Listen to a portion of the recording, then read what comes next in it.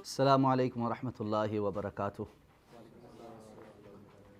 ان الحمد للہ رب العالمین والعاقبۃ للمتقین والصلاۃ والسلام علی سید الانبیاء والمرسلین نبینا محمد وعلی آلہ وصحبہ ومن تبعہم بإحسان الی یوم الدین۔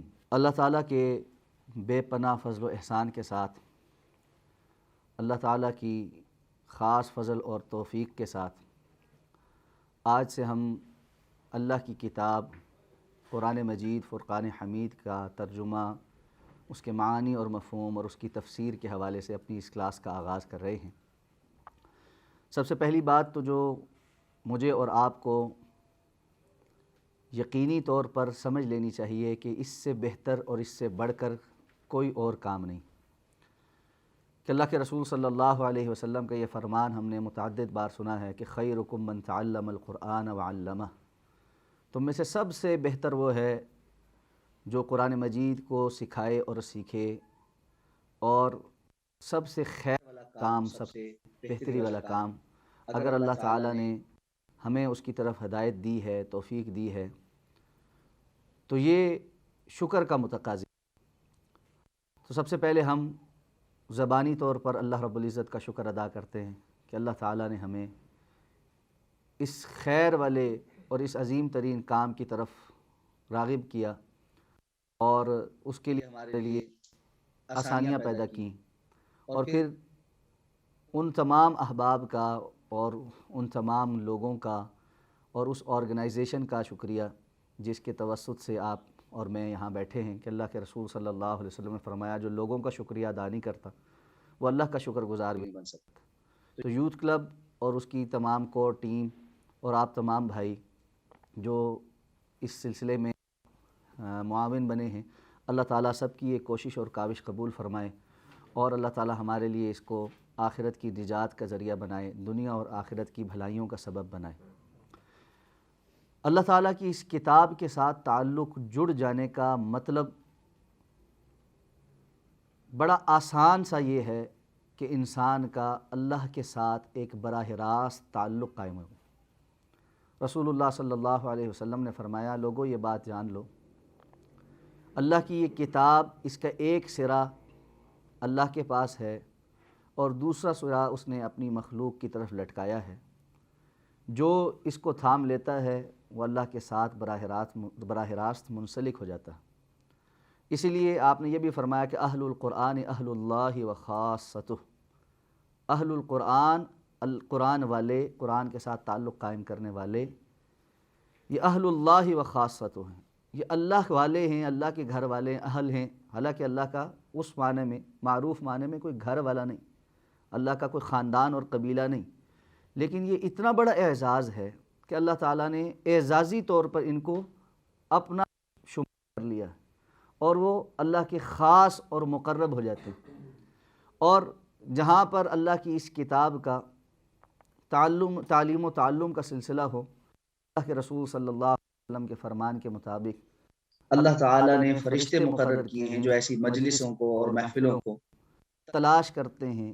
پھر جب کسی جگہ پر اللہ کے بندے تعلیم و تعلم کے لیے بیٹھے ہوتے ہیں تو یہ فرشتے دوسرے فرشتوں کو آواز دیتے ہیں کہ جی آؤ، ہمیں وہ محفل مل گئی جہاں پر جس کی ہم تلاش میں تھے۔ اور بعض روایات میں اس مجلس سے لے کر آسمان تک فرشتوں کی قطار لگ جاتی ہے۔ اور دوسری جگہ اللہ کے رسول صلی اللہ علیہ وسلم نے فرمایا، حفتہم الملائکہ وغشیتہم الرحمہ ونزلت علیہم السکینہ وذکرہم اللہ فی من عندہ۔ اللہ رب العزت کے فرشتے بھی آتے ہیں، گھیرے میں لیتے ہیں، ان کے اوپر اللہ کی رحمتیں نازل ہونا شروع ہوتی ہیں، اللہ کی رحمت ان پر سایہ فگن ہو جاتی ہے، ان کو ڈھانپ لیتی ہے، سکینت نازل ہوتی ہے ایسی مجلس پر، اور اللہ تعالیٰ فخری انداز میں اپنے ان بندوں کا اپنے پاس مقرب فرشتوں کے سامنے تذکرہ کرتے ہیں۔ تو یہ مقام اور مرتبہ کہ ہم اسلام آباد میں اس جگہ بیٹھے اللہ کی اس کتاب کے ساتھ اس انداز میں اور اس اخلاص کے ساتھ جڑ جائیں کہ رب کائنات عرش پر مستوی ہوتے ہوئے اپنی شان کے مطابق اپنے مقبلہ اعلیٰ کے سامنے ہمارا نام لے کر تذکرہ کریں، کائنات میں اس سے بڑا اعزاز کوئی اور نہیں۔ اس لیے اس کام کی اہمیت اور اس نیکی اور اس خیر کے لیے اپنے وقت کو یعنی صرف کرنا، اور اس کے لیے کسی اور چیز کو، کسی اور مصروفیت کو بالائے طاق رکھتے ہوئے آنا، اور شرعی عذر کے علاوہ ظاہر بات ہے اللہ رب العزت نے شرعی اعذار جو ہیں ان کی رعایت رکھی ہے، تو اس کے علاوہ اپنے آپ کو اس کتاب سے دور نہ کرنا یہ بڑا، اور اس مجلسوں سے محروم نہ رہنا یہ بڑا اہم ہے۔ تو دعا اللہ تعالی ہمیں استقامت عطا فرمائے کہ خیر کے کام جب بھی شروع ہوتے ہیں، ازلی دشمن کا کام یہ ہے کہ وہ اس کے اندر رکاوٹیں ڈالے، اور کوشش وہ انسان اس خیر کام سے رک جائیں۔ تو اللہ تعالیٰ سے پھر دعا ہے کہ اللہ تعالیٰ ہمارے ازلی دشمن کے سے ہتھ کنڈوں سے محفوظ فرمائے، اخلاص کے ساتھ اللہ تعالیٰ ہمیں یہ کام کرنے کی توفیق عطا فرمائے، اور اسے ہماری زندگیوں کے اندر پایہ تکمیل تک پہنچائے، اور اس کو شرف قبولیت عطا فرمائے، اور ہمارے لیے صدقہ جاریہ۔ اللہ کی یہ کتاب اپنے ساتھ تعلق استوار کرنے کے لیے کچھ بنیادی اصول رکھتی ہے۔ ابن قیم رحمہ اللہ نے اس آیہ مبارکہ کی تفصیل میں اور تفسیر میں ایک کے روز کے رسول صلی اللہ علیہ وسلم اللہ تعالیٰ کے سامنے یہ شکوہ کریں گے کہ میری قوم نے اتخذوا ھذا القرآن مہجورا، انہوں نے اس قرآن کو پس پشت پھینک دیا۔ تفسیر میں کہا ہے کہ اس پس پشت کرنے، اس ہجر کا جو معنی ہے وہ یہ ہے کہ جس نے قرآن مجید کو پڑھا ہی نہیں، پڑھنا بھی نہیں گوارا کیا، اس نے بھی قرآن کو پس پشت ڈالا۔ جس نے پڑھا لیکن اس کے معانی اور مطالب کو سیکھنے کی کوشش نہیں، اس نے بھی اس کو پس پشت ڈالا۔ جس نے پڑھا، معانی اور مطالب کو سیکھا، لیکن ان معانی اور مطالب کو پر عمل کرنے کے لیے اس نے زندگی میں کوئی کوشش نہیں کی، اس نے بھی اس کتاب کو پس پشت ڈال دی۔ اس کا معنی یہ ہے کہ ہماری زندگی میں قرآن کے ساتھ تعلق، قرآن مجید کی تلاوت، اس کے الفاظ کو پڑھنا، اور بعض لوگ یہ سمجھتے ہیں کہ شاید قرآن مجید کے ترجمہ اور تفسیر کے علاوہ سمجھے بغیر قرآن پڑھنے کا کوئی فائدہ نہیں، جبکہ ایسا نہیں۔ قرآن مجید کو بغیر سمجھ کر صرف اس کے الفاظ کی تلاوت کرنا یہ بھی اجر و ثواب کا باعث ہے، اور اسی لیے رسول اللہ صلی اللہ علیہ وسلم کی وہ حدیث مبارکہ وہ نقل کی ہے کہ ایک ایک حرف پر 10 نیکیاں ہیں۔ ولا اقول الف لام میم حرف، آپ نے فرمایا یہ نہیں کہتا میں کہ الف لام میم ایک حرف ہے، بل الف حرف، لام حرف و میم حرف۔ الف ایک حرف ہے، لام ایک حرف ہے، اور میم ایک حرف ہے۔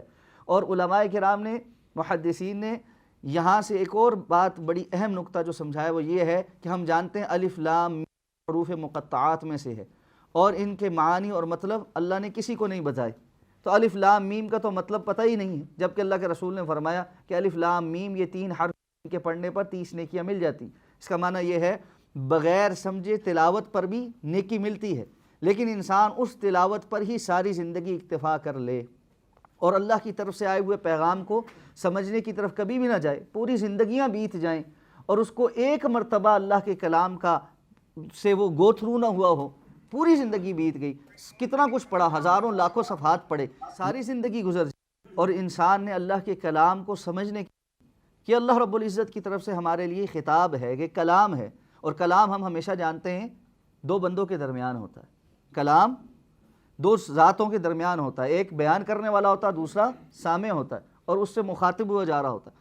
تو اللہ رب العزت کا یہ کلام ہے ہمارے لیے خطاب، ہمارے ساتھ اللہ تعالیٰ مخاطب ہوں، اللہ تعالیٰ ہماری طرف متوجہ ہوں، اور ہم ساری زندگی اس کو سمجھنے کے لیے کوشش نہ کریں، چومیں، آنکھوں سے لگائیں، غلافوں میں بند کر کے اونچے اونچے طاقوں پر رکھیں، لیکن اس کتاب کو سمجھنے کے لیے ہماری زندگی میں کوئی وقت نہ ہو، یہ بڑی محرومی ہے۔ یہی کتاب کو پس پشت ڈالنا ہے، اور پھر سمجھنے کے بعد عمل کرنے کی طرف رغبت کوئی نہ ہو۔ اللہ کی کتاب ایک بات کہتی ہے اور ہم جانتے بوجھتے اس بات کو پس پشت ڈال دیں، اس سے زیادہ پس پشت ڈالنا کیا ہے؟ اللہ کی کتاب نے ایک فیصلہ کر دیا کہ جھوٹ بولنے والے پر اللہ کی لعنت ہے، لیکن اس کے باوجود ہم جھوٹ بولنے کی طرف جو ہے وہ اس کو چھوڑنے کی طرف نہ آئیں۔ اللہ کی کتاب نے صراحت کر دی کہ نماز قائم کرنے والوں کے لیے کیا ہے اور نہ قائم کرنے والوں کے لیے کیا ہے، ہم اس کے باوجود اس طرف توجہ نہ آئیں۔ تو عملی زندگی میں اگر یہ کتاب فرق نہ ڈالے تو اس کا مطلب پھر بھی یہی ہے کہ ہم نے اس کتاب کو پس پش ڈال کے رکھا. اس لیے اللہ کی اس کتاب کی جہاں بہت بڑی فضیلت ہے، جہاں ہم ایک بہت عظیم کام کرنے جا رہے ہیں جس سے بڑھ کر کوئی کام نہیں ہے، وہاں یہ بات بھی سمجھ لینی ہے کہ جب یہ ذمہ داری اللہ تعالیٰ اپنے کچھ بندوں کو دیتا ہے، یہ توفیق عطا فرماتا ہے، تو اس کے کچھ تقاضے بھی. ان تقاضوں کو پورا کیے بغیر ہم یہ سمجھے کہ ہمارے لیے بس علم کافی ہو گیا، علم بلا عمل ایک بہت بڑا وبال ہے. اور معلوم ہے قیامت کے روز اللہ کے رسول صلی اللہ علیہ وسلم نے فرمایا کچھ سوالوں کے جواب دیے بغیر کوئی شخص بھی اللہ کے سامنے سے ہل نہیں سکے، کوئی شخص بھی. بعض روایات میں 4 اور بعض میں 5 الفاظ کا جو سوالوں کا ذکر. اس میں سے ایک سوال یہ ہے ماذا عمل فیما علم، جو تمہیں علم دیا گیا تھا اس کے مطابق عمل کیا کر کے لائے ہو.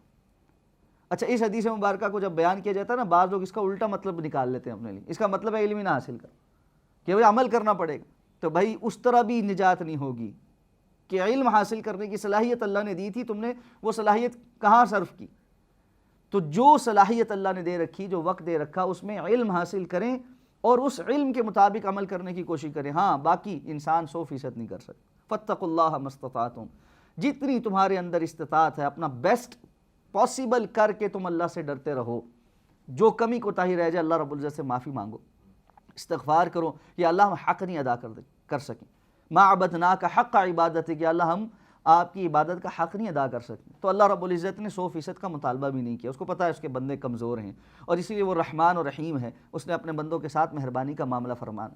لیکن اس نے یہ ضرور دیکھنا ہے کہ کون مطیع اور فرما بردار تھا، کون اس تعلق کو قائم کرنے میں سیریس تھا، اور کون اس تعلق کو قائم کرنے میں مذاق میں، ٹھٹے میں، نفاق پر یا بالکل غداری پر تھا، بالکل ایک کفر پر تھا. یہ فیصلہ اللہ نے قیامت کے دن ضرور لوگوں کے سامنے رکھ دینا ہے کہ کون کس سٹیج پر کھڑا ہوا تھا. تو جو کوئی بھی سنسیریٹی کے ساتھ کھڑا ہوگا اللہ نے اپنے فضل سے ہی اس کو انشاءاللہ العزیز باقی سب کچھ عطا فرما دینا ہے. تو ہم اللہ سے اس بات کا سوال کرتے ہیں کہ اللہ تعالی ہمیں اخلاص عطا فرمائے، اللہ ہمیں خیر عطا فرمائے. جو اللہ تعالیٰ نے ہمیں یہ عطا فرما دی، ہم اس کے نہیں تھے، اللہ ہمیں آگے قرآن مجید کے ساتھ حقیقی تعلق قائم کرنے کی توفیق عطا فرمائے. اور چوتھا اور آخری تعلق جو قرآن مجید کا ہمارا اوپر لازم ہے، جو حق ہے قرآن کا، وہ یہ ہے کہ جب ہم عمل بھی کر لیں تو اس کے بعد جو علم ہمارے پاس آیا وہ دوسروں تک منتقل کریں. اللہ کے رسول صلی اللہ علیہ وسلم فرمایا بلغوا عنی ولو آیہ، مجھ سے آگے پہنچاؤ خواہ ایک آیت کا علم کیوں نہ ہو، ایک آیت کا علم. تو اس آیت کا علم جب ہمارے پاس آ جائے اس کو سیکھنا، اس پر عمل کرنا اور اس کو آگے دوسروں تک پہنچانا. تو ہم سب نے یہ نیت کرنی، ہم آج ایک نیت کر لیں، اور وہ یہ ہے کہ آج ہم نے جو کچھ سیکھنا ہے نا، کسی ایسے بندے کو جو یہ وقت نہیں نکال جا کے اس پورشن بتانا ہے. سارا تو نہیں بتا سکیں گے لیکن کوئی نہ کوئی بات ضرور آگے منتقل کرنی. ہمارے پرانے نا ان کا ایک طرز عمل تھا اور وہ بڑا زبردست عمل تھا. میرے نانا جان عالم تھے اور خطیب تھے، 70 سال انہوں نے اپنے گاؤں میں مسجد میں خطابت کی. تو وہ جو جمعہ پڑھا کر آتے تھے، ہماری جو میری نانی محترمہ تھیں وہ آنکھوں سے بصارت نہیں تھی تو وہ جا نہیں سکتی تھیں، اور گاؤں میں آپ کو دیہات میں پتہ ہے مسجدیں شہر میں بہت دور ہوتی ہیں، وہاں جانا خواتین کے لیے پاسبل نہیں ہوتا. تو وہ بصارت نہ ہونے کی وجہ سے بالکل نہیں جا سکتی تھی. لیکن نانا جی کا جو ہے نا ہمیشہ کا عمل یہ تھا کہ وہ جو خطبہ دے کر آتے تھے وہ آ کر پورے کا پورا گھر میں ہماری نانی کو بیٹھ کر سناتے تھے کہ آج میں نے یہ بات لوگوں کو بتائی ہے، آج یہ نصیحت کی ہے، اللہ تعالیٰ نے قرآن مجید میں یہ کہا ہے. اچھا، اسی طرح وہ بیٹھ کر قرآن مجید کی جب تلاوت کر رہے ہوتے اور اللہ نے ان کو بہت توفیق تھی، آخری زندگی تک بسا اوقات وہ ایک دن میں 8 10 پارے ضرور تلاوت کر لیتے تھے بیٹھ کے. تو جب وہ قرآن مجید کی تلاوت کرتے تھے تو ہماری جو نانی تھی وہ ان کے پاس بیٹھی ہوتی تھی کہ ان کو پتہ تھا کہ یہ پڑھ رہے ہیں اور میں چونکہ پڑھ نہیں سکتی، دیکھ نہیں سکتی، اور زبانی یاد جتنا ایک مناسب سا یاد تھا، پرانے زمانے کے لوگ تھے، تو میں ان کے ساتھ بیٹھ کر تلاوت سنوں. تو وہ تلاوت سنتی تھیں اور جہاں جہاں وہ ضرورت محسوس کرتے تھے رک جاتے تھے اور پھر ان کی طرف مڑ کر کہتے تھے پنجابی میں پلیے لوگو، بھلے لوگ جس طرح ہم کہتے ہیں نا پلیے لوگوں، اللہ تعالیٰ قرآن مجید یہ فرماتا ہے اللہ تعالیٰ قرآن مجید میں یہ بتاتا. آپ اس کا اثر یہ دیکھیں کہ تقریباً کسی بھی معاملے میں گاؤں کی کوئی خاتون آ کر ہماری نانی سے اگر کوئی مسئلہ پوچھتی تھی تو ان کو وہ مسئلہ پتہ ہوتا تھا. گھر میں بیٹھی ایک بصارت سے محروم خاتون بزرگ، لیکن اللہ کے دین کا سارا علم کیسے منتقل ہوا کہ ساتھ والا فرد جو ہے وہ آ کر بتا رہا ہے آج میں نے کیا پڑھا ہے، آج میں نے کیا سیکھا ہے. ایک بندہ دو بندے ایسے ضرور جن کو آپ وہ چیز منتقل کریں، اس کے دو زیادہ فوائد ہوں گے. نمبر ایک، جو کچھ آپ نے پڑھا وہ آپ کو یاد رہے، آپ اس کو آگے ریپروڈیوس کر رہے ہوں گے، اور پھر آپ کے لیے صدقہ جاریہ بنے. اور سب سے بڑھ کر یہ بہت زیادہ تجربے میں یہ بات آئی ہے، جس چیز پر عمل کرنا مشکل ہو رہا ہے، کوئی نیکی آپ کرنا چاہتے ہیں نہیں کر پا رہے، کوئی گناہ آپ چھوڑنا چاہ رہے ہیں نہیں چھوڑ پا رہے، دوسروں کو اس کی تلقین کرنا شروع کریں. انسان کو حیا آنی شروع ہو جاتی ہے کہ یار میں دوسروں کو تو بتاتا ہوں، خود کرتا نہیں. تو نتیجہ یہ ہے کہ اللہ تعالیٰ پھر توفیق دینا شروع کرتے ہیں کہ انسان دعا کو محسوس کرتے ہوئے وہ اس کام کے اوپر خود بھی آتا ہے. تو اس لیے اس سیشن سے جو کچھ آپ لے کر جائیں، کوئی نوٹس بنا رہے ہیں، کچھ چیز کر رہے ہیں، اپنے ارد گرد موجود کسی ایک بندے کو ضرور وہ جو ہے نا وہ پڑھنا شروع کریں. ہماری بہت ہی معروف سکالر ہیں ڈاکٹر فرحت ہاشمی، اللہ تعالیٰ ان کی حفاظت فرمائے، اللہ تعالیٰ نے ان سے قرآن کی بہت بڑی خدمت لی ہے. وہ یہ بات کرتی ہیں کہ میرے والد محترم نے جب مجھے ترجمہ پڑھایا تھا تو میرے سے ایک وعدہ لیا تھا، اور وہ یہ وعدہ تھا کہ میں نے اپنی زندگی میں جہاں بھی جانا ہے کسی کو قرآن ضرور پڑھانا ہے، خواہ کوئی ایک ہی بندہ کیوں نہ ہو، ایک فرد ہی کیوں نہ ہو جہاں پر موجود ہو، کوئی اور تیار نہیں، کوئی ایک بندہ تیار کر لو جس کو پڑھانا ہے. اور وہ کہتی ہے میں یونیورسٹی میں بسا اوقات صرف کسی ایک لڑکی کو پڑھا رہی ہوتی تھی. یہ انسان کی نیت اور اخلاص ہوتا ہے کہ وہ کتنے اخلاص کے ساتھ یہ کام کرتا ہے، پھر اللہ اس کو بہت بڑی قبولیت بھی عطا فرما دے. اس لیے اس جانب ضرور توجہ کرنی. اس ابتدائی اور تمہیدی گفتگو کے بعد ہم باقاعدہ طور پر اپنی جو کلاس ہے اس کا جو بنیادی کانٹینٹ ہے اس کے اوپر انشاءاللہ اپنی گفتگو شروع کرنے والے ہیں. جب ہم کسی چیز کے ساتھ انٹریکٹ کرنے لگتے ہیں، کسی فرد کے ساتھ ملتے ہیں، تو سب سے پہلی چیز ہوتی ہے تعارف. انٹروڈکشن ضروری ہوتا ہے. جتنا بہتر انٹروڈکشن آپ کو کسی کا ہوگا اتنا ہی زیادہ اس کی عزت احترام اور اس کی قدر آپ کر سکیں گے کہ وہ بندہ کیا ہے، وہ شخصیت کیا ہے. اسی طرح اللہ کی اس کتاب کا بھی ایک انٹروڈکشن، اللہ رب العزت کی اس کتاب کی بھی ایک ڈیفینیشن ہے، ایک تعریف ہے.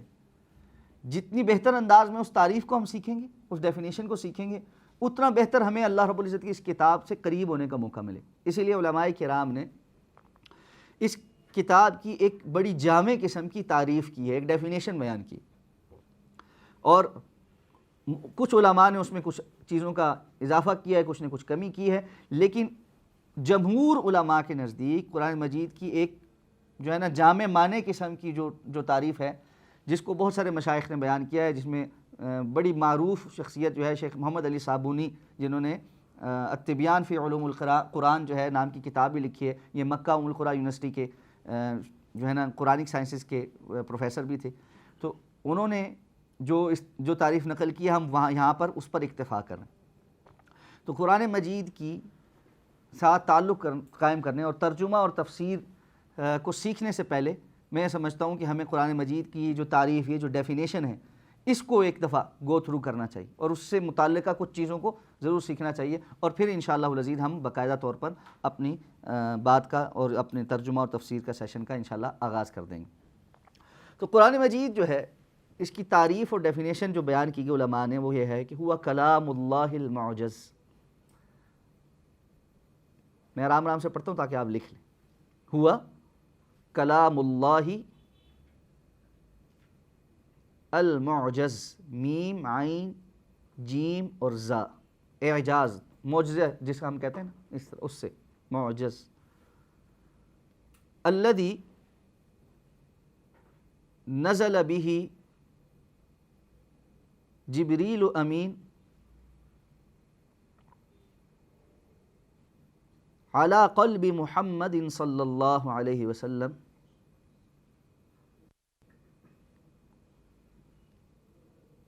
بلسان عربی مبین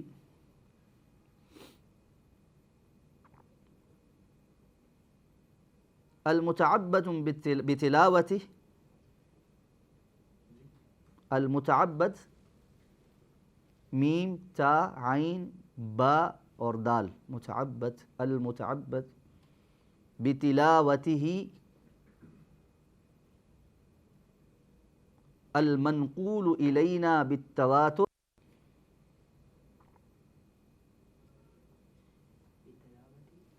المنقول الینا بالتواتر،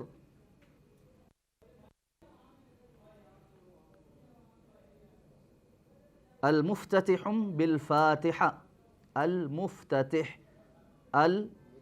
میم فا دو مرتبہ تا اور آخر میں حا، المفتتح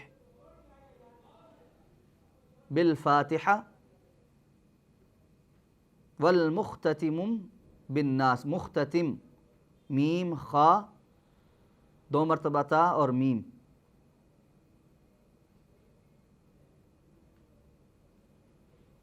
یا اینڈ پر میں کہیں لکھ بھی دوں گا، آپ وہاں سے اس کو دوبارہ ٹیلی بھی کر سکتے ہیں۔ اچھا جی، اس ڈیفینیشن میں جو الفاظ یا جو جملے ہیں جن کی مزید الیبوریشن ہونی چاہیے، تشریح ہونی چاہیے، وہ تقریباً 9 ہیں، ٹھیک ہے جی۔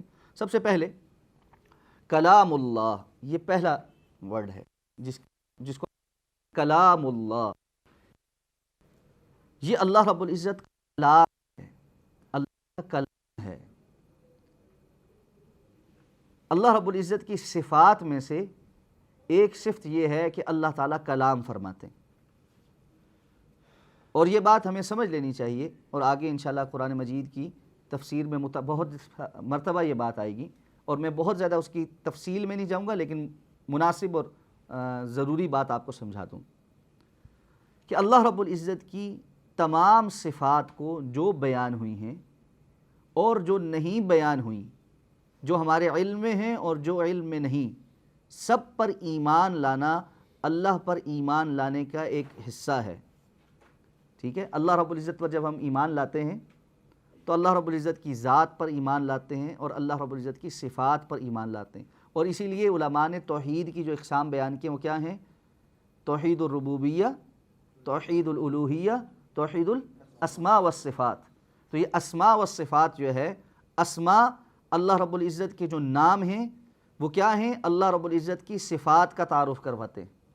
تو توحید الاسماء والصفات، اللہ رب العزت کے اسماء اور صفات کے متعلق یہ ایمان رکھنا کہ اللہ کے جتنے اسماء اور صفات ہیں وہ اللہ رب العزت کے لیے خاص ہیں، اور اللہ رب العزت جیسے صفات کسی اور میں نہیں، اللہ جیسی صفات کسی اور میں نہیں، لیس کمثلہ شیء وہو السمیع البصیر۔ اور اگر مخلوق میں بعض ایسی صفات پائی جاتی ہیں جو اللہ رب العزت نے الف لام کی تخصیص کے ساتھ اپنے لیے بیان کی ہیں، تو مخلوق کی وہ صفات صرف نام کی حد تک مشابہت رکھتی ہیں، وگرنہ حقیقت میں وہ اللہ رب العزت کی صفات کے ساتھ یا برابری یا مشابہت یا اللہ رب العزت کی صفات جیسی ہرگز نہیں۔ جیسے اللہ تعالیٰ نے فرمایا وَهُوَ السَّمِيعُ الْبَصِيرُ، اللہ تعالیٰ سمیع ہیں، البصیر ہیں، سمیع بہت زیادہ سننے والا، بصیر بصارت رکھنے والا۔ تو مخلوق میں بھی بہت ساری مخلوقات ہیں جو سمیع اور بصیر ہیں، سنتی بھی ہیں اور بصارت بھی رکھتی ہیں، لیکن اللہ رب العزت کا سمیع البصیر ہونا اور مخلوق کا سمیع البصیر ہونا یہ آپس میں کوئی میچ نہیں رکھتا، آپس میں کوئی مماثلت نہیں رکھتا۔ پھر اللہ رب العزت کا سمیع بصیر ہونا، اس کی کیفیت ہم اس میں نہیں پڑھتے۔ اللہ رب العزت کی جو صفات ہیں اس کے متعلق اہل السنہ والجماعہ کا موقف کیا ہے، جس کو امام مالک رحمہ اللہ نے ایک اصول میں بیان کر دیا کہ جب ان سے پوچھا گیا کہ الرحمن علی العرش استوى، رحمان عرش پر مستوی ہے، تو کسی نے سوال کیا کہ یہ استوا کیا ہے، تو امام مالک رحمہ اللہ نے فرمایا الاستواء معلوم والکیف مجہول والایمان علیہ واجب والسؤال عنہ بدعہ۔ یہ 4 باتیں ہمیں ہر صفات کے متعلق اختیار کر لیں۔ نمبر 1، استوا کا لفظی پتہ، کسی پر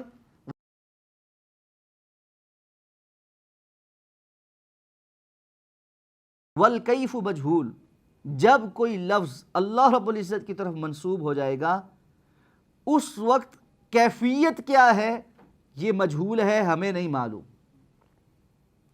اور کیوں نہیں معلوم؟ لا تدرکہ الابصار وہو یدرک الابصار، کوئی آنکھ اللہ رب العزت کا ادراک نہیں کر سکتی۔ ادراک کیا ہوتا ہے؟ احاطۃ الشیء بکل ناحیہ، کسی چیز کا مکمل احاطہ، مکمل اس کو آپ ہر اینگل سے آپ اس کو جان لیں۔ اللہ رب العزت کی معرفت تو ہو سکتی ہے، احاطہ نہیں ہو سکتا۔ معرفت یہ ہے آپ کو تعارف ہو گیا، لیکن تعارف میں ضروری تو نہیں ہوتا نا کہ سب کچھ آپ نے بیان کیا۔ میں اپنا تعارف کرواتا ہوں، میں نام ابوبکر صدیق ہے، میں نے فلاں پڑھا ہوا ہے، میں فلاں جگہ رہتا ہوں، اس کا مطلب یہ تو نہیں کہ میں نے سب کچھ بیان کر تعارف ہو گیا، لیکن آپ اگر چاہیں کہ میرے متعلق ہر چیز جاننے کی کوشش کریں تو جان سکتے ہیں، لیکن اللہ رب العزت کے متعلق ہر چیز کوئی نہیں جان سکتا۔ تو اس لیے پہلی چیز یہ ہے والکیف مجہول۔ جب اللہ رب العزت کی کسی صفت کی بات ہوگی اس کی کیفیت کیا ہے لوگ جاننے کی کوشش کرتے ہیں۔ اللہ رب العزت کا چہرے کا ذکر قرآن مجید میں ہوا ہے، اس کی کیفیت کیا ہے؟ اللہ رب العزت کے ہاتھوں کا ذکر ہوا ہے، اس کی کیفیت کیا ہے؟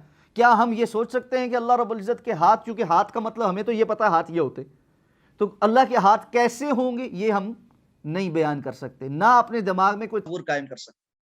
اللہ نور السماوات والارض، وہ آسمان و زمین کا نور ہے، اور اللہ نے اپنا یہ تعارف کروایا اور ہمارے لیے وہ تعارف کافی۔ اور اسی طرح والایمان علیہ واجب، جہاں پر نے اپنی کوئی صفت بیان کی ہے اس پر ایمان رکھنا فرض ہے کہ اللہ نے یہ بیان کیا ہے تو اللہ رب العزت کی یہ صفت ہے۔ اور جس طرح یہاں پر یہ بات ہوئی کہ اللہ رب العزت کلام کرتے ہیں، اور قرآن مجید صراحت کرتا ہے اللہ تعالیٰ کلام فرماتے ہیں۔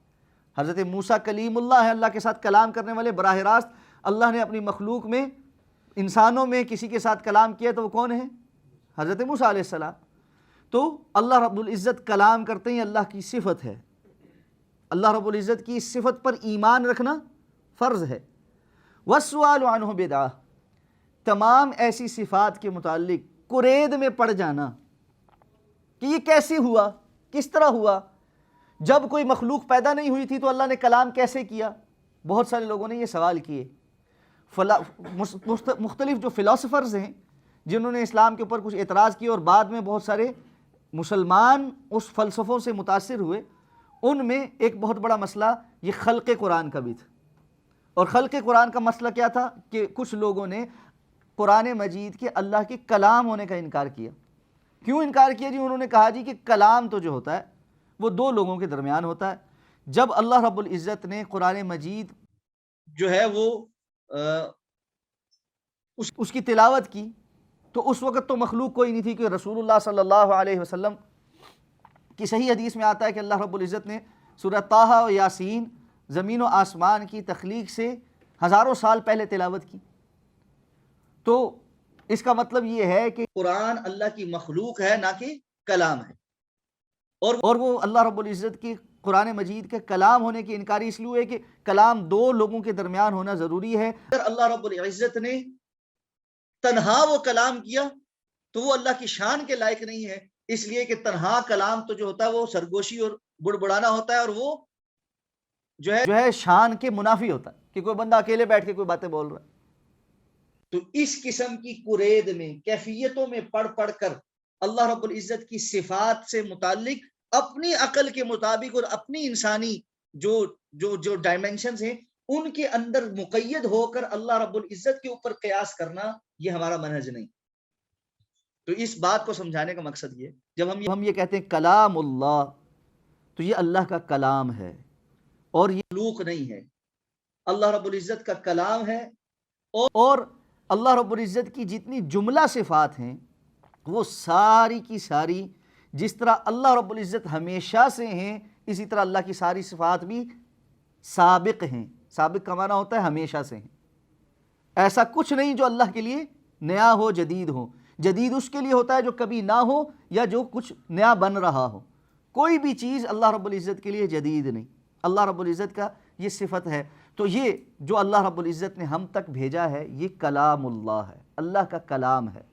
اللہ رب العزت نے ہمارے لیے اس کو نازل کیا ہے تاکہ ہم اللہ رب العزت کے اس خطاب کو سن کر اپنے لیے رستہ متعین کر سکیں۔ اچھا، اب یہ کلام کیسا ہے؟ یہ کلام ہے المعجز۔ یہ اس کا اگلا جو ہائی لائٹڈ جو لفظ ہے وہ یہ ہے، یہ معجزاتی کلام، اعجاز والا کلام۔ اب یہ بات سمجھ لیں کہ معجزہ کیا ہوتا ہے۔ سب سے پہلی چیز یہ سمجھ لیں کہ معجزہ اللہ تعالیٰ صرف اور صرف انبیاء کو عطا کرتے ہیں۔ معجزہ انبیاء کے ہاتھ پر رونما ہوتا ہے۔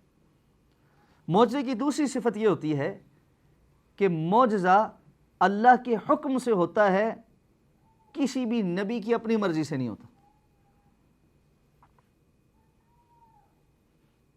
معجزے کی تیسری صفت یہ ہوتی ہے کہ معجزہ خارق العادہ ہوتا ہے۔ خارق العادہ کا مطلب یہ ہوتا ہے عام عادت سے ہٹ کر ہونے والی چیز۔ جس پیٹرن پر سارا کچھ نارملی ہو رہا ہوتا ہے، معجزہ اس سے ہٹ کر ایک چیز ہوتی ہے۔ اسی طرح معجزے کی چوتھی صفت یہ ہے کہ معجزہ جس قوم کے لیے نبی کو دیا جاتا ہے، ان کی عمومی صلاحیتوں کو مد نظر رکھ کے دیا جاتا ہے۔ اس پوری کو میں ابھی آپ کے سامنے مزید کھولتا ہوں کہ آپ کو سمجھ آ جائے۔ اور پانچویں بات معجزے میں یہ ہوتی ہے کہ معجزہ اپنے اندر تحدی رکھتا ہے، چیلنج رکھتا ہے، اس جیسا کوئی اور نہیں کر سکتا۔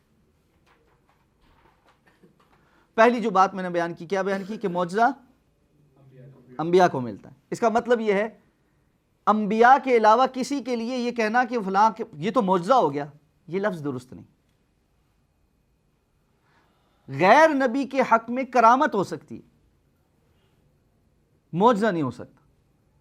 کرامت اور معجزے میں فرق کیا ہے؟ کہ کرامت اور معجزے میں مشترکہ بات یہ ہوتی ہے کہ وہ کرامت بھی خارق العادہ ہوتی ہے، عادت سے ہٹ کے ہوتی ہے، کوئی چیز روٹین میں ویسا نہیں ہو رہا ہوتا، لیکن کوئی چیز اللہ تعالیٰ اپنے کسی بندے کو، کسی نیک بندے کو عطا فرما دیتے ہیں جو عادت سے ہٹ کے ہوتی ہے۔ جیسے حدیث میں آتا ہے کہ وہ دو صحابی تھے جو رات کے اندھیرے میں چلتے تھے، تو ان کے آگے آگے ایک نور چلتا تھا، ایک لائٹ چلتی تھی، یہ ان کی کرامت تھی، صحیح حدیث میں۔ لیکن اس جیسا کوئی اور نہیں کر سکتا، اس میں تحدی نہیں ہوتی، چیلنج نہیں ہوتا، اور وہ قوم کی عام عمومی علم کے مطابقت میں نہیں ہوتا، یعنی باقی چیزیں جو ہیں وہ ساری کرامت میں نہیں پائی جاتی۔ کوئی اور اس جیسا نہیں لے کر آ سکتا، یہ بات تھی، کوئی جیسا لے کر آ سکتا۔ آج میں اور آپ ٹارچ چلاتے ہیں، ہمارے آگے آگے لائٹ جلتی ہے، ہمارے لیے آج یہ سسٹم آسان ہو گیا، تو یہ کیا ہماری کرامت ہوگی؟ نہیں۔ تو اس طرح کرامت جو ہے وہ بسا اوقات نارملائز بھی ہو سکتی ہے، کچھ عرصے کے بعد وہ چیز نارمل ہو جائے۔ پرانے زمانے میں کرامت میں سے ایک جو بہت سلف کے متعلق معروف چیزوں جو روایات میں آتی ہیں، وہ کیا ہے کہ ایک چیز ہے کشف ہونا، کہ کسی وقت اللہ تعالیٰ اپنے کسی بندے کو کوئی منظر دکھا دیتا تھا۔ آج ہم دنیا میں کہیں اور بیٹھے ہوتے ہیں اور ویڈیو لنک پر سب کچھ جگہ کچھ نہ کچھ دیکھ رہے ہوتے ہیں، تو کرامت نارملائز ہو گئی۔ تو اس قسم کی چیز ہو سکتی ہے، لیکن معجزے کے ساتھ یہ نہیں ہو سکتا۔ دوسری بات معجزے میں کیا بیان کی؟ معجزہ کیا ہوتا ہے؟ صرف اللہ کی مرضی سے۔ معجزہ کوئی بھی نبی اپنی مرضی سے اختیار نہیں کر سکتا کہ مجھے یہ معجزہ مل۔ اللہ رب العزت جو معجزہ دینا چاہتے ہیں وہ عطا فرماتے ہیں۔ حضرت موسیٰ علیہ السلام کو عصا دیا اور جیب میں ہاتھ ڈالتے، باہر نکالتے بغل سے تو وہ روشن ہو جاتا، یہ سارے اللہ رب العزت کی طرف سے دیے گئے۔ حضرت عیسیٰ علیہ السلام کو اللہ تعالیٰ نے معجزہ عطا فرمایا، قم بإذن اللہ کہتے تھے تو مردہ اٹھ کر بیٹھ جاتا تھا، اور جو ہے مٹی سے پرندہ بناتے تھے اور اس پہ اللہ کا نام پھونکتے تھے، وہ زندہ پرندے کی طرح اڑنا شروع ہو جاتا تھا۔ کوڑی کو اور اندھے کو اللہ کا نام پڑھ کر ہاتھ پھیرتے تھے، وہ ٹھیک ہو جاتا تھا۔ یہ سارے کے سارے معجزات اللہ کی طرف سے عطا کیے۔ رسول اللہ صلی اللہ علیہ وسلم کو قرآن مجید بطور معجزہ عطا کیا گیا، یہ اللہ کی طرف سے عطا کیا گیا، اپنی مرضی سے نہیں مل سکتا۔ تیسری معجزے کی صفت کیا؟ خارق العادہ، اس جیسا کوئی اور نہیں کر سکتا، یہ خارق العادہ چیز ہوتی۔ حضرت موسیٰ علیہ السلام کی قوم کا جب، یعنی حضرت موسیٰ علیہ السلام کا اور فرعون کا جب مقابلہ ہوا اور وہ جادوگروں کو لے کر آیا اور انہوں نے اپنی رسیاں ڈالنے کے بعد لوگوں کی سحروا اعین الناس، آنکھوں پر ایک جادو کیا کہ وہ ان کو لگنا شروع ہو گیا کہ سانپ اور اژدہے بن کے چلنا لگ گئے۔ حضرت موسیٰ علیہ السلام نے اللہ کے حکم سے جب وہ لاٹھی ڈالی تو وہ تو انہوں نے جو کچھ ڈالا تھا وہ حقیقت میں سانپوں میں نہیں بدلا تھا، صرف لوگوں کو یہ خیال ہونا، گمان ہونا شروع ہو گیا تھا کہ یہ سانپ بن کے دوڑ رہا، نظر بندی تھی. لیکن حضرت موسیٰ علیہ السلام کا عصا ڈالنے پر وہ عصا حقیقتاً ایک اژدہے میں بدلا. ایک لمحہ لگا ان جادوگروں کو سمجھنے میں کہ یہ شعبدہ بازی نہیں ہے، یہ جادوگری نہیں ہے، اس لیے وہ فوراً ایمان لے آئے. تو معجزہ ایسے خارق العادہ ہوتا ہے کہ عام عادت سے ہٹ کر حقیقت چیز ہوتی ہے. چوتھی صفت کیا ہے؟ قوم کی عمومی جو مہارت ہوتی ہے اس کے مطابقت میں ہوتی ہے. آپ دیکھیں موسیٰ علیہ السلام کو جو معجزات ملے ہیں، اس دور میں جادو اور شعبدہ بازی اس چیز کا بڑا نام تھا، اور نامی گرامی جادوگر یعنی سامری جادوگر جیسا جادوگر ہوتا تھا. اس قدر جادو میں مہارت رکھنے والے لوگ تھے. اللہ تعالیٰ نے اس کی مطابقت میں ایسے معجزات عطا فرمائے جنہوں نے اس بات کو واضح کر دیا کہ جادو سے ہٹ کر اوپر کی کوئی چیز ہے. چونکہ ان کے ہاں جادو کو سمجھنے والے بہت اچھے طریقے سے موجود تھے جو اس بات کا پتہ دے سکتے تھے کہ یہ بات کوئی عام انسان نہیں لے کر آ سکتا. حضرت عیسیٰ علیہ السلام جس دور میں بھیجے گئے، حکمت کا، طبیبوں کا بڑا نام تھا، بڑے نامی گرامی طبیب ہوا کرتے تھے، لیکن ان چیزوں کا علاج کسی کے پاس نہیں تھا. کوڑی اور اندھے پن کا علاج، کوڑ اور اندھے پن کا علاج کسی کے پاس نہیں تھا. یہ لا علاج بیماریاں تھیں. سارے حکیم یہ جانتے تھے کہ اس کا کوئی علاج نہیں. مردہ بندہ ہے اس کو کون زندہ کر سکتا؟ یعنی کتنا اچھے سے اچھا حکیم ہو، جو بندہ مر گیا اس کو تو نہیں زندہ کر سکتا. ایک عام مٹی کے جو پرندہ بنا کر اس کو اللہ کا نام پڑھ کر پھونکنے والے، کون اس کو حقیقت میں پرندے میں بدل سکتا؟ اللہ تعالیٰ نے وہ معجزات عطا فرمائے.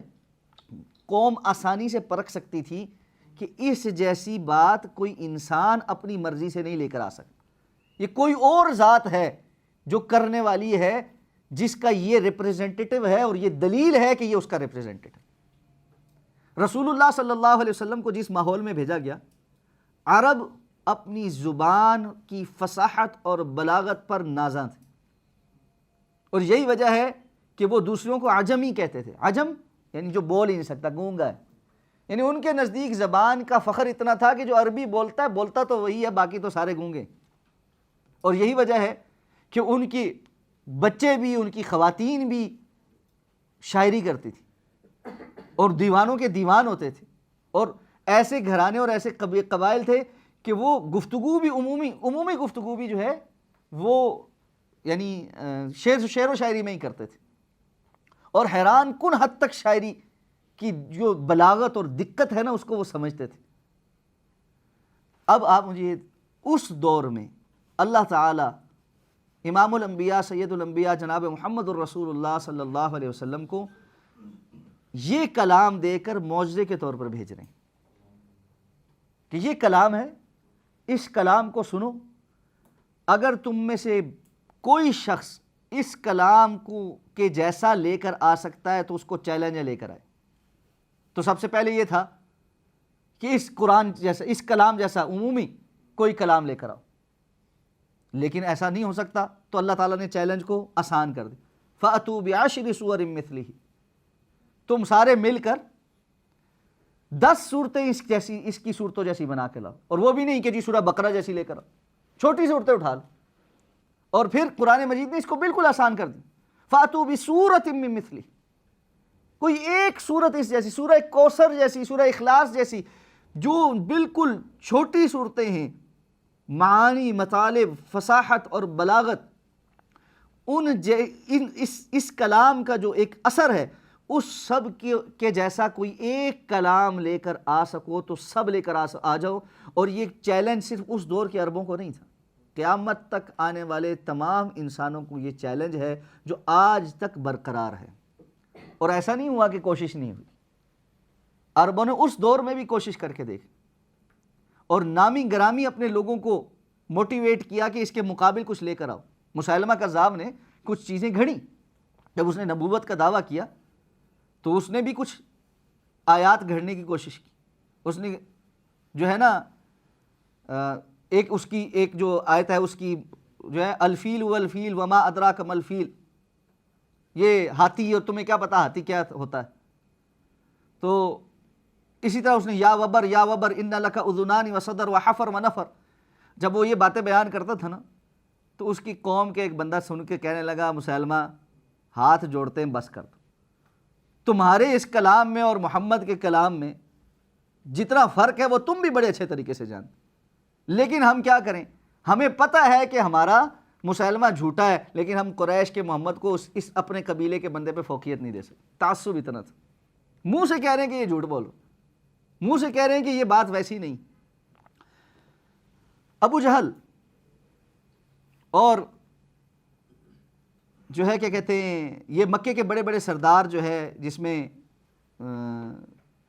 عمرو بن ہشام ابو جہل اور امیہ بن خلف اور دیگر 2-4 لوگ تھے، یہ 2 کے نام مجھے بھول رہے ہیں، ولید بن مغیرہ اور ایک اور شخص، یہ راتوں کو چھپ کر جا کر رسول اللہ صلی اللہ علیہ وسلم کی تلاوت سن رہے کہ دن میں تو ہم مخالفت کرتے ہیں، لیکن اس کلام کا جو اثر ہے، جو یہ اپنے اندر ایک تاثیر رکھتا ہے، وہ عرب تھے، اس کو سمجھتے تھے، اور اچھی عربی اور اس کا ایک ذوق اور شعر و شاعری کا ذوق تو بہرحال ان کے اندر موجود تھا۔ تو یہ کیسے ہو سکتا ہے جس کے اندر عربی زبان کا ذوق ہو اور شعر و شاعری اور اس کی ایک ردم کو سننے کا شوق ہو، وہ قرآن مجید کے ردم کو اور قرآن مجید کی تلاوت کو جو ہے وہ نگلیکٹ کر سکتا ہو؟ نہیں۔ تو دن میں مخالفت کرتے، رات کو چھپ چھپ کے جا کے سننا شروع کی۔ ایک رات کو چاروں کی ایک جگہ ملاقات ہو گئی، مختلف رستوں سے آ رہے تھے، تو ایک دوسرے کو دیکھ کے سمجھ تو گئے کہ کون کہاں سے آ رہا ہے، تو کہنے لگے بھائی صبح کو ہم سارے لوگوں کو پروپیگنڈا کرتے ہیں اور کہتے ہیں یہ مجنون ہے، شاعر ہے، فلاں ہے، فلاں ہے اور ساحر ہے، اور اس کی بات سنو ہی نہ تاکہ تمہارے اوپر جادو نہ ہو، اور اس ٹائم ہم خود آ کے سنتے ہیں، اگر لوگوں کو پتہ لگ گیا تو لوگ کیا کہیں گے؟ کل سے کوئی نہیں آئے گا۔ پکے وعدے وعید کر کے چلے گئے کہ جی کل کوئی نہیں آئے گا۔ اگلے دن سب نے یہ سوچا کہ وہ تو نہیں آئے گا، چلو میں تو جاؤں، کہاں رکنے ہوتا ہے۔ اللہ کا کلام، معجزاتی کلام، تلاوت کرنے والی زبان رسول اللہ صلی اللہ علیہ وسلم، کون روک سکتا؟ گئے، پھر ملاقات ہوگی، بڑے شرمسار ہوئے، کہنے لگے نہیں یہ بات غلطی ہو گئی، آج معذرت کر لیتے، پکا وعدہ کل کوئی نہیں آئے گا۔ اب اگلے دن پھر سوچنے لگے کہ اتنا پختہ وعدہ ہو چکا اور تو کوئی نہیں آئے گا۔ حالانکہ آپ کو پتہ ہے عرب اپنے وعدوں کے متعلق معروف ہے کہ وعدہ خلافی نہیں کرتے تھے، جس کو پناہ دے دیتے پناہ دیتے تھے، جو وعدہ کر لیتے تھے وہ پورا کرتے تھے، ان کے اندر کچھ صلاحیتیں تھیں، اور علماء نے اسی لیے ان کی بعض ان صلاحیتوں کا ذکر کیا۔ الرحیق المختوم میں شیخ مبارک پوری نے ان صلاحیتوں کا ابتداء میں ذکر کیا ہے کہ زمانہ جاہلیت میں تمام تر جہالت کے باوجود اللہ نے مکہ کے ان عربوں کو کیوں سلیکٹ کیا کہ آخری نبی ان میں سے ہوں؟ ان کے اندر بعض صلاحیتیں تھیں، اور ان صلاحیتوں میں سے ایک یہ چیز تھی کہ وہ وعدے کے بڑے پکے تھے، جس بات کا عزم کر لیتے تھے اس سے پیچھے نہیں ہٹتے تھے۔ تو لیکن اتنے عزم کے باوجود، سردار ہونے کے باوجود، ان کے لیے بڑی شرم کی بات تھی۔ تیسری رات سب نے یہی سوچا کہ آج تو فلانا تو بالکل نہیں آئے گا، میں تو جاؤں، میں تو رہ ہی نہیں سکتا۔ تیسری رات بھی جب ملاقات ہوگی تو کہنے لگے اس کلام کا ایک حلاوت ہے، اس کی ایک تلاوت ہے، اس کی ایک چاشنی ہے، اس کے پیچھے نہیں ہٹا جا سکتا۔ اس یہ ہے کلام اللہ المعجز، جن کے اوپر بھیجا تھا، جو اپنی زبان پر فخر کرتے تھے، ان کو پتہ تھا کہ جی اس کے اندر کیا اس کی جو ہے نا اس کا کمال ہے، اور کیا اس کی کے الفاظ ہیں، اور کیا اس کا ردم ہے، اور کیا اس کے اندر احکامات ہیں، اور ایسی بات کوئی انسان نہیں کر سکتا، بالخصوص ایسا انسان جس نے لکھنا پڑھنا نہ سیکھا ہو کسی سے۔ رسول اللہ صلی اللہ علیہ وسلم کوئی آپ کا استاد نہیں جس نے آپ کو لکھنا پڑھنا سکھایا۔ نبی الامی، قرآن کہتا ہے آپ امی نبی ہیں۔ امی کا معنی یہ ہے کہ آپ لکھنا پڑھنا نہیں جانتے، اور اسی لیے جب پہلی وحی آئی تو آپ نے کیا کہا؟ ما انا بقاری، میں قرات کرنا نہیں جانتا، مجھے پڑھنا نہیں آتا۔ اس کا ایک معنی علماء نے یہ کیا، ایک معنی یہ ہے کہ میں نہیں پڑھتا، میں کیوں پڑھوں، تمہارے کہنے پہ کیوں پڑھوں، اور ایک معنی یہ ہے کہ ما انا بقاری، میں امی ہوں، مجھے نہیں معلوم کہ میں کیسے پڑھتے کیسے۔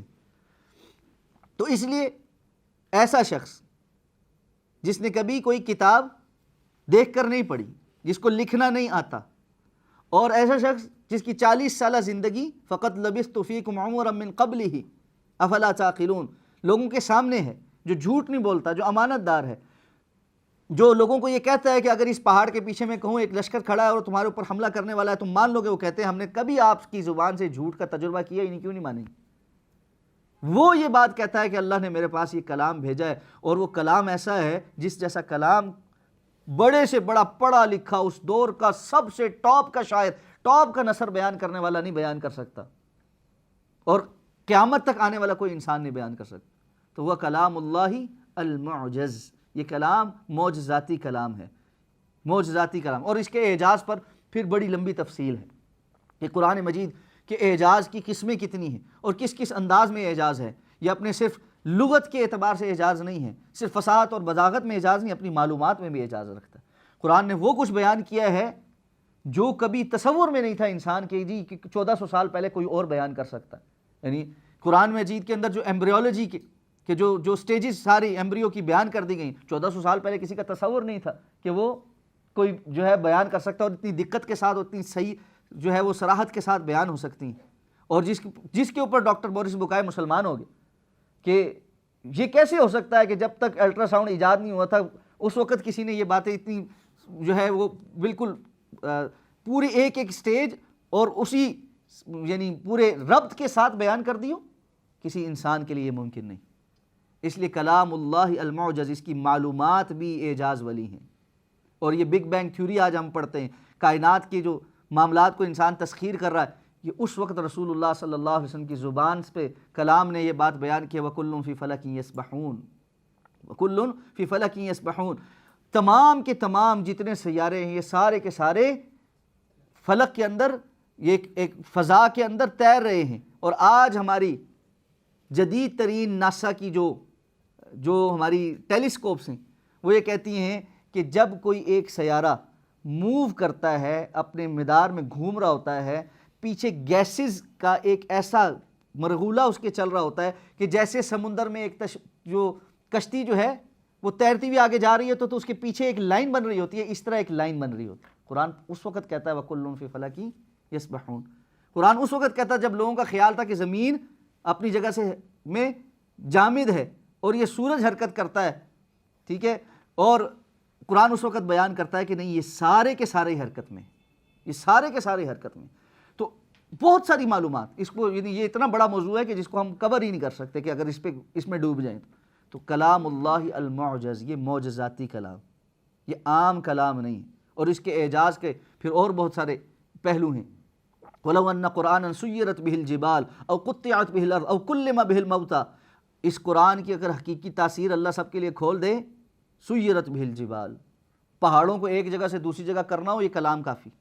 اور قُطِّعَتْ بِهِ الْأَرْضُ، زمین کو ٹکڑا کرنا ہو نا تو یہ کلام پڑھ کے پھوکے بندہ اس میں اتنی تاثیر ہے، یہ دو ٹکڑے ہو جائے. او کلم بہ الموتیٰ، یہاں تک کہ اللہ اگر اس کی پوری تاثیر ظاہر کر دیں، مردوں سے اس سے کلام کرنا ممکن ہو جائے. اتنے تاثیر والا کلام کیسے نہ ہو، اللہ رب العزت کا کلام. اور آخری کتاب جو اللہ رب العزت نے انسانوں کی ہدایت کے لیے قیامت تک کے آنے والے لوگوں کے لیے نازل فرمائی. اب کیسے نازل فرمائی ہے؟ الذی نزل بہ جبریل امین. یہ اگلا اس کا جو ہے نا وہ ہے تشریح والا جملہ ہے. اس کتاب کو لے کر جبریل امین آئے ہیں. نزل بہ کا مطلب یہ ہے یہ نازل ہوئی ہے. اور نازل کیسے ہوئی ہے؟ جبریل امین کے ذریعے نازل ہوئی. جبریل امین کون ہے؟ اب ہمارا ایمان یہ ہے جو کچھ ہمیں کتاب اللہ اور سنت رسول اللہ میں پتہ لگتا ہے کہ فرشتوں کے سردار، سب سے مقرب اور سب سے زیادہ عظیم فضیلت والا جو فرشتے ہیں وہ جبریل امین ہیں. اور امین ان کا لقب ہے اس لیے کہ اللہ تعالیٰ نے ان کے ذمے انبیاء تک اپنا پیغام پہنچانے کی ذمہ داری لگائی ہے. تو وہ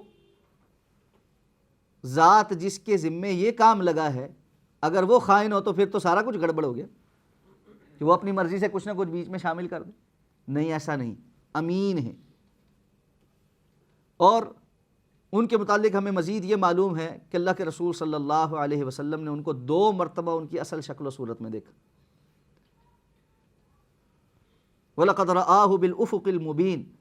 اللہ تعالیٰ نے فرمایا، اللہ کے رسول صلی اللہ علیہ وسلم فرمایا میں نے جبریل کو دیکھا، وہ پورے افق پر چھائے ہوئے تھے اور ان کے 600 پر تھے. اللہ کی عظیم مخلوق، عظیم مخلوق. اللہ تعالیٰ نے ان کے ذمے لگایا ہے کہ وہ انبیاء تک وحی لے کر جاتے. اللہ تعالیٰ اپنا جو پیغام انبیاء پر اتارنا چاہتے ہیں اس وحی کو لے کر آنے والے جبریل امین. اچھا، ایسا نہیں ہے کہ کوئی اور فرشتہ وحی نہیں لے کر آ سکتا، ممکن ہے کہ کوئی اور فرشتہ کسی خاص پارٹ لے کر آئے، جیسے کہ حدیث میں آتا ہے، صحیح حدیث ہے صحیح بخاری کی، کہ جبریل امین تشریف فرما تھے اور ایک آواز آئی اور جبریل نے اللہ کے رسول صلی اللہ علیہ وسلم سے مخاطب ہو کر کہا کہ اللہ کے رسول صلی اللہ علیہ وسلم، آج آسمان کا وہ دروازہ کھولا گیا ہے جو اس سے پہلے کبھی نہیں کھولا گیا، اور ایک ایسا فرشتہ بھیجا گیا ہے جو آج سے پہلے کبھی زمین پر نہیں اترا۔ اس نے آ کر اللہ کے رسول صلی اللہ علیہ وسلم کو سلام کیا اور کہا کہ اللہ کے رسول، میں آپ کو 2 نوروں کی بشارت دیتا ہوں، اور پھر وہ ایسے نور ہیں جو آپ سے پہلے کسی نبی کو نہیں دیے، اور پھر اس نے کہا کہ ایک نور جو ہے سورہ فاتحہ ہے اور ایک خواتین میں سورہ بقرہ، سورہ بقرہ کی آخری دو آیات ہیں، آمن الرسول سے لے کر فانصرنا علی القوم الکافرین تک۔ تو یہ کوئی اور فرشتہ بھی آ سکتا ہے یہ پیغام لے کر، لیکن بنیادی ذمہ داری وحی لے کر آنے کی وہ جبریل امین کی ہے۔ اچھا، اب جبریل امین جو ہے کیا وہ بھی اپنی مرضی سے آ سکتے ہیں؟ اللہ کے رسول صلی اللہ علیہ وسلم کے پاس جب جبریل تشریف لانا شروع ہوئے تو آپ کو یہ شوق ہوا کہ جبریل کثرت سے آئیں، اللہ کا کلام زیادہ سے زیادہ نازل ہو، اللہ کی بات مجھ تک پہنچے، تو اللہ کے رسول صلی اللہ علیہ وسلم نے ان سے کہا کہ آپ زیادہ کثرت سے کیوں نہیں ہمارے پاس آتے؟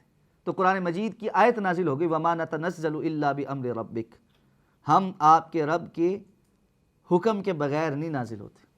تنزل الملائکۃ والروح فیہا بِإِذْنِ رَبِّهِم مِّن كُلِّ أَمْرٍ، اللہ نے واضح کر دیا کہ لیلۃ القدر کو بھی اور باقی بھی فرشتے اگر اترتے ہیں روح الامین کے ساتھ تو بِإِذْنِ رَبِّهِم، اپنے رب کے حکم سے اترتے ہیں۔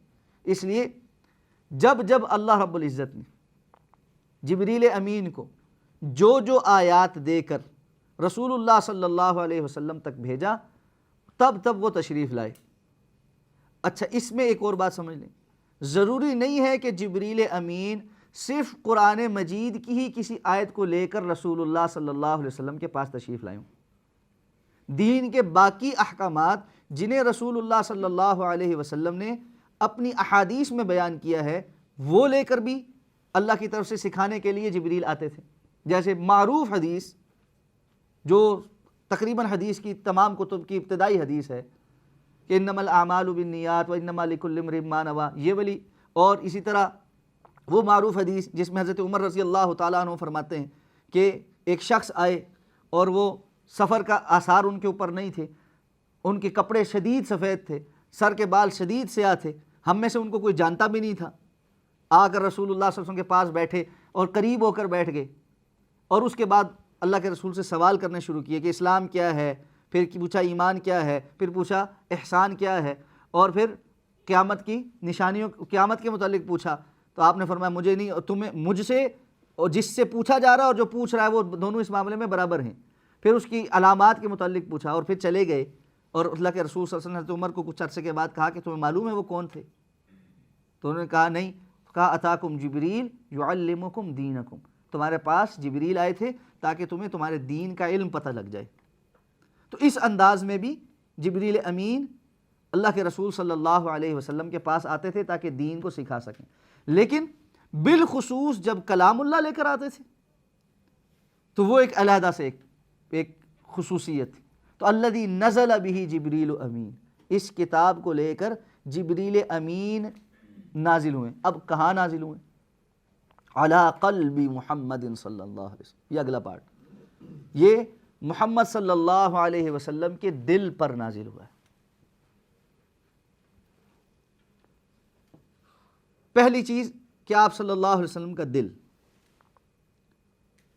وہ حدیث مبارکہ ذہن میں رہنی چاہیے جس میں رسول اللہ صلی اللہ علیہ وسلم نے فرمایا کہ میں بچپن میں جب کھیل رہا تھا تو 2 فرشتے آئے اور ان میں سے ایک نے مجھے لٹایا اور میرا سینہ چاک کیا اور اس کے اندر سے میرا دل نکالا اور اسے ایک پانی سے، جو دوسری حدیث میں صراحت ہے کہ زمزم کا پانی تھا، اس کے ساتھ دھویا اور اس کے اندر سے ایک حصہ نکال دی اور کہا کہ یہ آپ کے دل میں سے شیطان کا حصہ تھا جو اللہ کے حکم سے نکال دیا گیا، اور پھر آپ کے اس دل کو واپس آپ کے سینے میں پیوست کر کے اس کو بالکل اللہ رب العزت کے حکم سے سیدھا کر دیا۔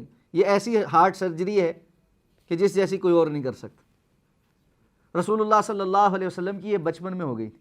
اللہ تعالیٰ نے ہر انسان کے اندر فرمایا فَأَلْهَمَهَا فُجُورَهَا وَتَقْوَاهَا، ہر انسان کے اندر ہم نے دو طرح کے ریسیپٹرز رکھے کہ وہ فجور نافرمانی کی چیز کو بھی کے رستے پہ بھی چل سکتا ہے اور تقوی کے رستے پر بھی چل سکتا ہے، اس کے اندر نافرمانی کی بات کو ایکسیپٹ کرنے کا بھی مادہ موجود ہے اور تقوی کی بات کو ایکسیپٹ کرنے کا مادہ بھی موجود ہے، ریسیپٹر دونوں طرح کے موجود ہیں۔ اب یہ انسان ہے جو محنت کر کے کوشش کر کے اپنے کسی ایک ریسیپٹر کو زیادہ طاقتور کرتا۔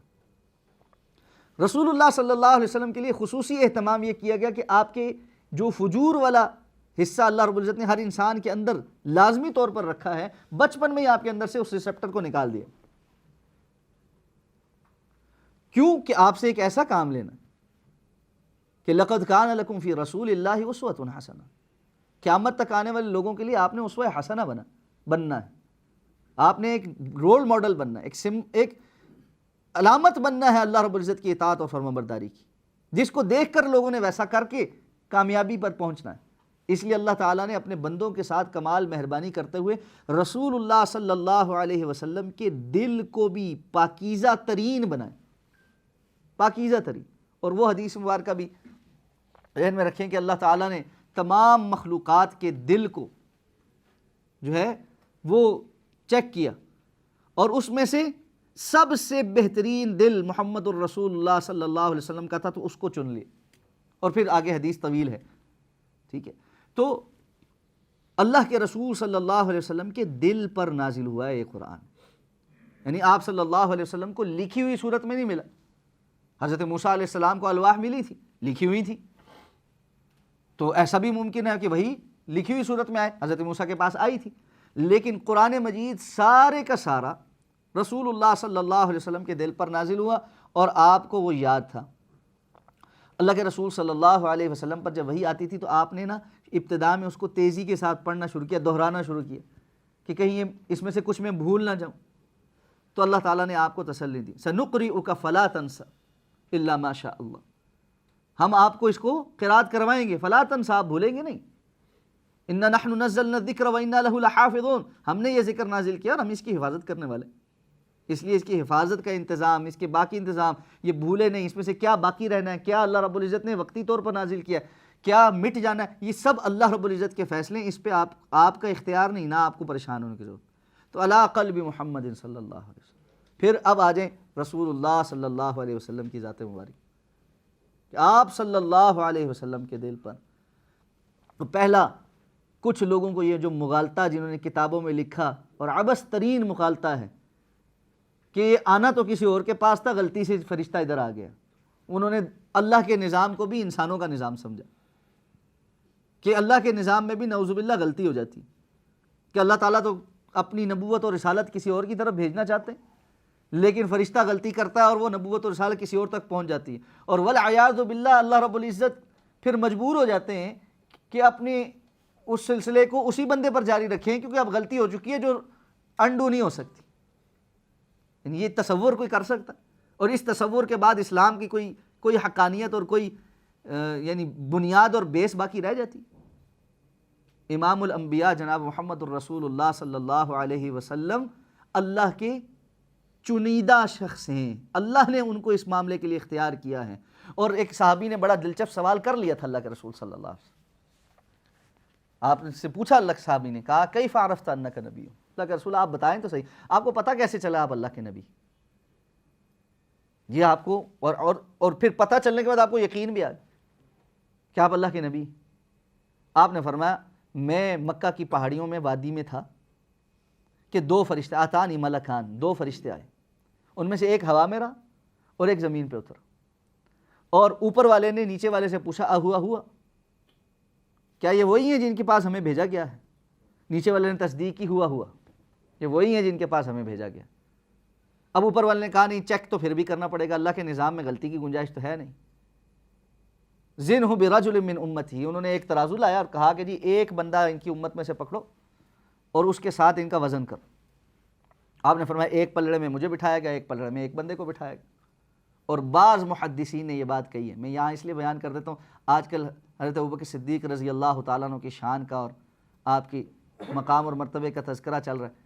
بعض محدثین اس بات کے قائل ہیں کہ اگر امت محمدیہ صلی اللہ علیہ وسلم میں سے، آپ کی امت میں سے کسی کو دوسرے پلڑے میں بٹھایا گیا تو وہ ضرور صدیق اکبر ہی ہو رضی اللہ تعالیٰ عنہ۔ اچھا انہوں نے کہا کہ جی اللہ کے رسول نے فرمایا میرا پلڑا بھاری، پھر اس نے کہا 10 کو بٹھاؤ، پھر میرا پلڑا بھاری، پھر کہا 100 کو بٹھاؤ، پھر میرا پلڑا بھاری، کہا 1000 کو بٹھاؤ، پھر پلڑا بھاری۔ اب اس نے کہا یہ 10 1 10 100 1000 کی بات کرتے، اگر ایک پلڑے میں امام الانبیاء کو بٹھا دیا جائے اور دوسرے پلڑے میں سب کو، تب بھی آپ صلی اللہ علیہ وسلم کا پلڑا بھاری رہے گا۔ اور معلوم ہے یہ وزن جسمانی وزن نہیں ہے، یہ ایمانی وزن ہے، یہ اللہ کے رسول صلی اللہ علیہ وسلم کا وہ مقام اور مرتبہ اور شان ہے۔ اسی لیے ہمارا ایمان کیا ہے؟ اللہ کی تمام مخلوقات میں سب سے اعلیٰ عرفہ اور عظمت والے امام الانبیاء سید الانبیاء جناب محمد الرسول اللہ صلی اللہ علیہ وسلم۔ اب یہاں پر ایک چیز اور سمجھ، اللہ تعالیٰ کا کلام اللہ نے جن کو عطا کیا ہے نا، وہ عظمتیں، وہ چیزیں جو اس کی طرف منسوب ہو جاتی ہیں وہ بدل جاتی ہیں، ان کے مقام اور مرتبے اس کے لیے اللہ نے مخصوص اور بڑی صلاحیتوں والی اور بڑی باقی سب چیزوں سے ہٹ کر جو ہے نا اہتمام کیا۔ اللہ رب العزت نے اپنا کلام نازل کیا تو فرشتوں کے سردار جبریل کو بھیجا، کسی اور کو نہیں بھیجا۔ اللہ تعالیٰ نے اپنا کلام بھیجا ہے محمد الرسول اللہ صلی اللہ علیہ وسلم پر، تمام انسانوں کے سردار، تمام مخلوقات کے سردار، سب سے عظیم مخلوق پر نازل کیا ہے، ان کے دل پر نازل کیا، کسی اور کے اوپر نازل نہیں کیا۔ اللہ تعالیٰ نے اپنے کلام کے لیے دنیا کی سب سے عظیم اور بہترین زبان عربی زبان کا چناؤ کیا۔ اس جیسی ڈیپتھ والی، فصاحت اور بلاغت والی، گہرائی والی اور جو ہے نا زبردست زبان کوئی اور زبان نہیں۔ اللہ تعالیٰ نے اس کلام کے نازل کرنے کے لیے جس مہینے کا ابتدا کرنے کے لیے اس مہینے کا چناؤ کیا وہ رمضان المبارک کا مہینہ، سب سے عظیم ترین مہینہ۔ جس رات میں نازل کیا وہ ساری راتوں کی سردار رات لیلۃ القدر کی رات، انا انزلناہ فی لیلۃ القدر۔ ایک ایک چیز کا اہتمام ہے، جزئیات تک اہتمام ہے۔ ایک منٹ ایک لمحے کے لیے یہاں سوچیں، اس اہتمام کے ساتھ یہ کلام اللہ نے ہمارے لیے نازل کیا ہے۔ اگر ہم اس کے ساتھ جڑ جائیں گے تو عام رہ جائیں گے۔ اللہ اکبر، امت کو اس بات کا احساس نہیں۔ سچ بات یہ کہ اللہ نے اتنا اہتمام اور اتنی عظمتوں کے ساتھ جو چیز عطا کی ہے وہ عام نہیں ہو سکتی، اس کے ساتھ جڑنا ہی ہمیں خاص کرتا ہے۔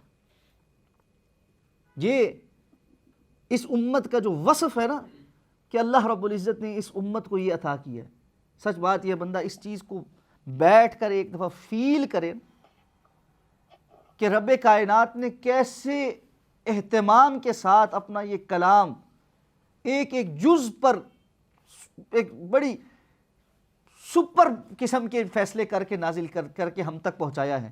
اور اب میں یہاں بیٹھا قرآن مجید کے اس نسخے کو ہاتھ میں پکڑ کر اپنی زندگی میں اس کلام کو پڑھ رہا ہوں اپنی زبان سے، ان آیات کو جس کو میرے رب نے اپنی زبان مبارک سے پڑھا، جن کو اپنی زبان سے ادا کیا، یہ کلام ہے۔ ان اللہ قرأ طٰہٰ و یاسین، اللہ تعالیٰ نے طٰہٰ اور یاسین کی تلاوت فرمائی، اللہ تعالیٰ خود نے تلاوت فرمائی ہے سب سے پہلے اس کتاب میں۔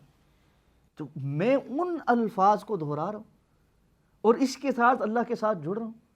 انسان مبہوت رہ جاتا ہے کہ رب نے کتنا بڑا احسان کر دیا مجھ پر، اور اس احسان کا بہت تھوڑے لوگوں کو احساس ہے، بہت تھوڑے لوگوں کو اس کی قدر ہے۔ اللہ ہمیں اس کی قدر کرنے والے اور اس احساس کو محسوس کرنے والوں میں سے بنا دے۔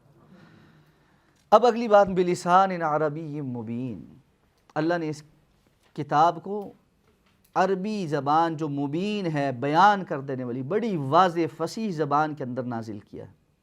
اس کا کوئی حصہ کسی اور زبان میں نہیں۔ اس لیے ہمیں عربی زبان سے محبت کہ اللہ نے اس کتاب کے لیے اپنی کتاب زبان عربی زبان کو چنا، اور وہی عربی زبان میں نازل ہوئی۔ رسول اللہ صلی اللہ علیہ وسلم کی مادری زبان عربی زبان ہے، اور قیامت میں اللہ تعالیٰ نے حشر سے لے کر جنت تک جس زبان کو چنا ہے وہ عربی زبان ہے، جنتیوں کی زبان، اس لیے عربی زبان سے محبت رکھنا یہ ایمان کے جز میں سے. اور پھر اس کو محبت کا مطلب صرف یہ نہیں ہوتا مجھے محبت بڑی ہے تو میں نے اس سے تعلق ہی کوئی نہیں قائم کی. اپنی زندگی میں اس زبان کے ساتھ تعلق قائم کرنا، یہ مفتاح ہے، یہ کی ہے اس سارے خزانے کی، جس خزانے کو اللہ رب العزت نے ہماری طرف بھیجا ہے. اللہ کی کتاب اس زبان میں ہے، اللہ کے رسول کا فرمان اس زبان میں ہے، تو ہم ساری زندگی اس چابی کو ہی حاصل نہ کریں اور ہم اس چابی کو حاصل کیے بغیر سوچیں کہ ہم اس خزانے کے دروازے کو کھول کر اندر داخل ہو جائیں گے. تو آپ یہ کر سکتے ہیں کہ خزانے کے کو بڑا جو ہال ہے اس کی کھڑکیوں سے جھانک کر کوئی اندر دیکھیں کہ اندر کیا ہے، کوئی سیکنڈ ہینڈ نالج آپ کو مل جائے، کچھ چیز پتہ لگ جائے. اندر داخل ہو کر اس کو جذب کرنا اور اس کو حاصل کرنا وہ نہیں حاصل ہو سکتا، ترجمہ آپ کو وہ نہیں دے سکتا.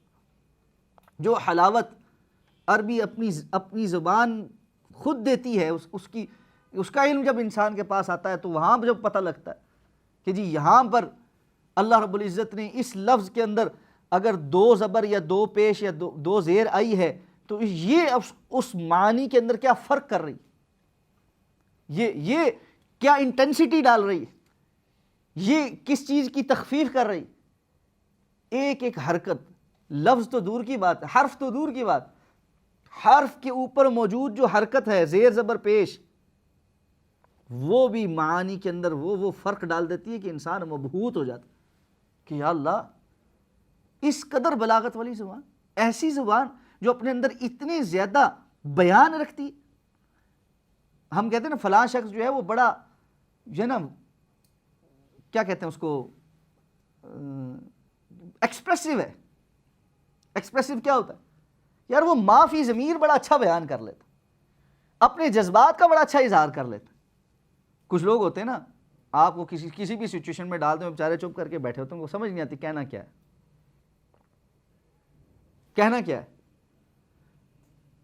اور عموماً جو ہے چلو بیچ میں ایک چیز، یعنی کتنے لوگ ہیں ان کو یہ نہیں پتہ بیوی سے اظہار محبت کیسے کرنا.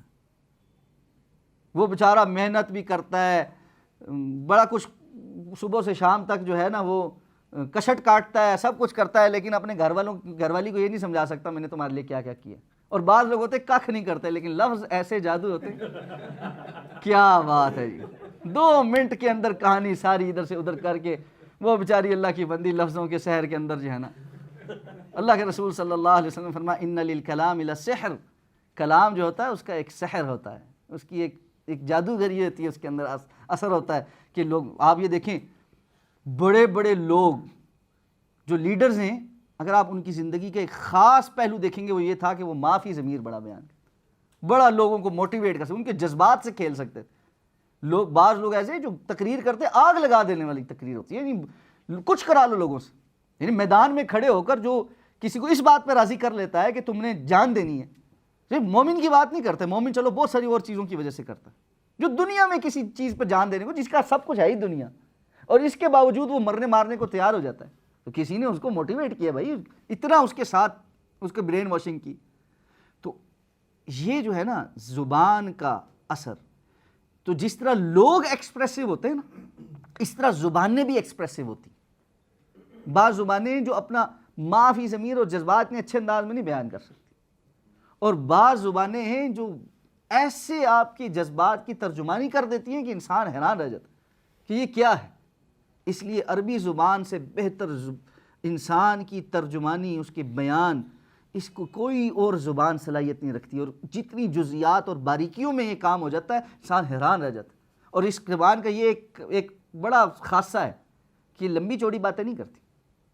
لفظ بہت زیادہ ہوں یہ نہیں ہوتا، لفظ تھوڑے ہوتے ہیں، معانی کا سمندر ہوتا، تھوڑی سی بات میں بندہ پتہ نہیں کیا کچھ کہہ جاتا.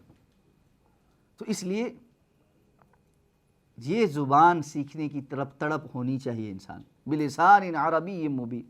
اب اس کے بعد المتعبد بتلاوتہ،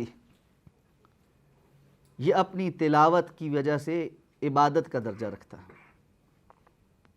جیسے ہم نے پہلے بات کر لی اس پر، ٹھیک ہے، کہ اس کا ایک ایک حرف تلاوت کرنا عبادت ہے. یہ اس کتاب کا خاصہ ہے. کہ یہ خود عبادت کا ذریعہ ہے. جو بندہ اس کے ساتھ جڑتے لگتا بس وہ عبادت میں لگ پڑا ہے. تو اللہ رب العزت کی عبادت، اللہ رب العزت کو راضی کرنے کے لیے اس کتاب کا پڑھنا، اس کتاب کے ساتھ تعلق قائم کرنا، یہ بہت بڑی چیز. اچھا کتنے لوگ ایسے ہیں نا جو یہ آ کے سوال کرتے ہیں جی ہمیں کوئی اچھا خیر کا کام بتائیں جی، ہم کرنا چاہتے ہیں، خیر کا کام کرنا چاہتے ہیں. آپ ان کو کہیں نا قرآن مجید کی تلاوت کرنا، وہ کہتے ہیں ہاں ٹھیک ہے لیکن کچھ اور بھی ہوتا ہے.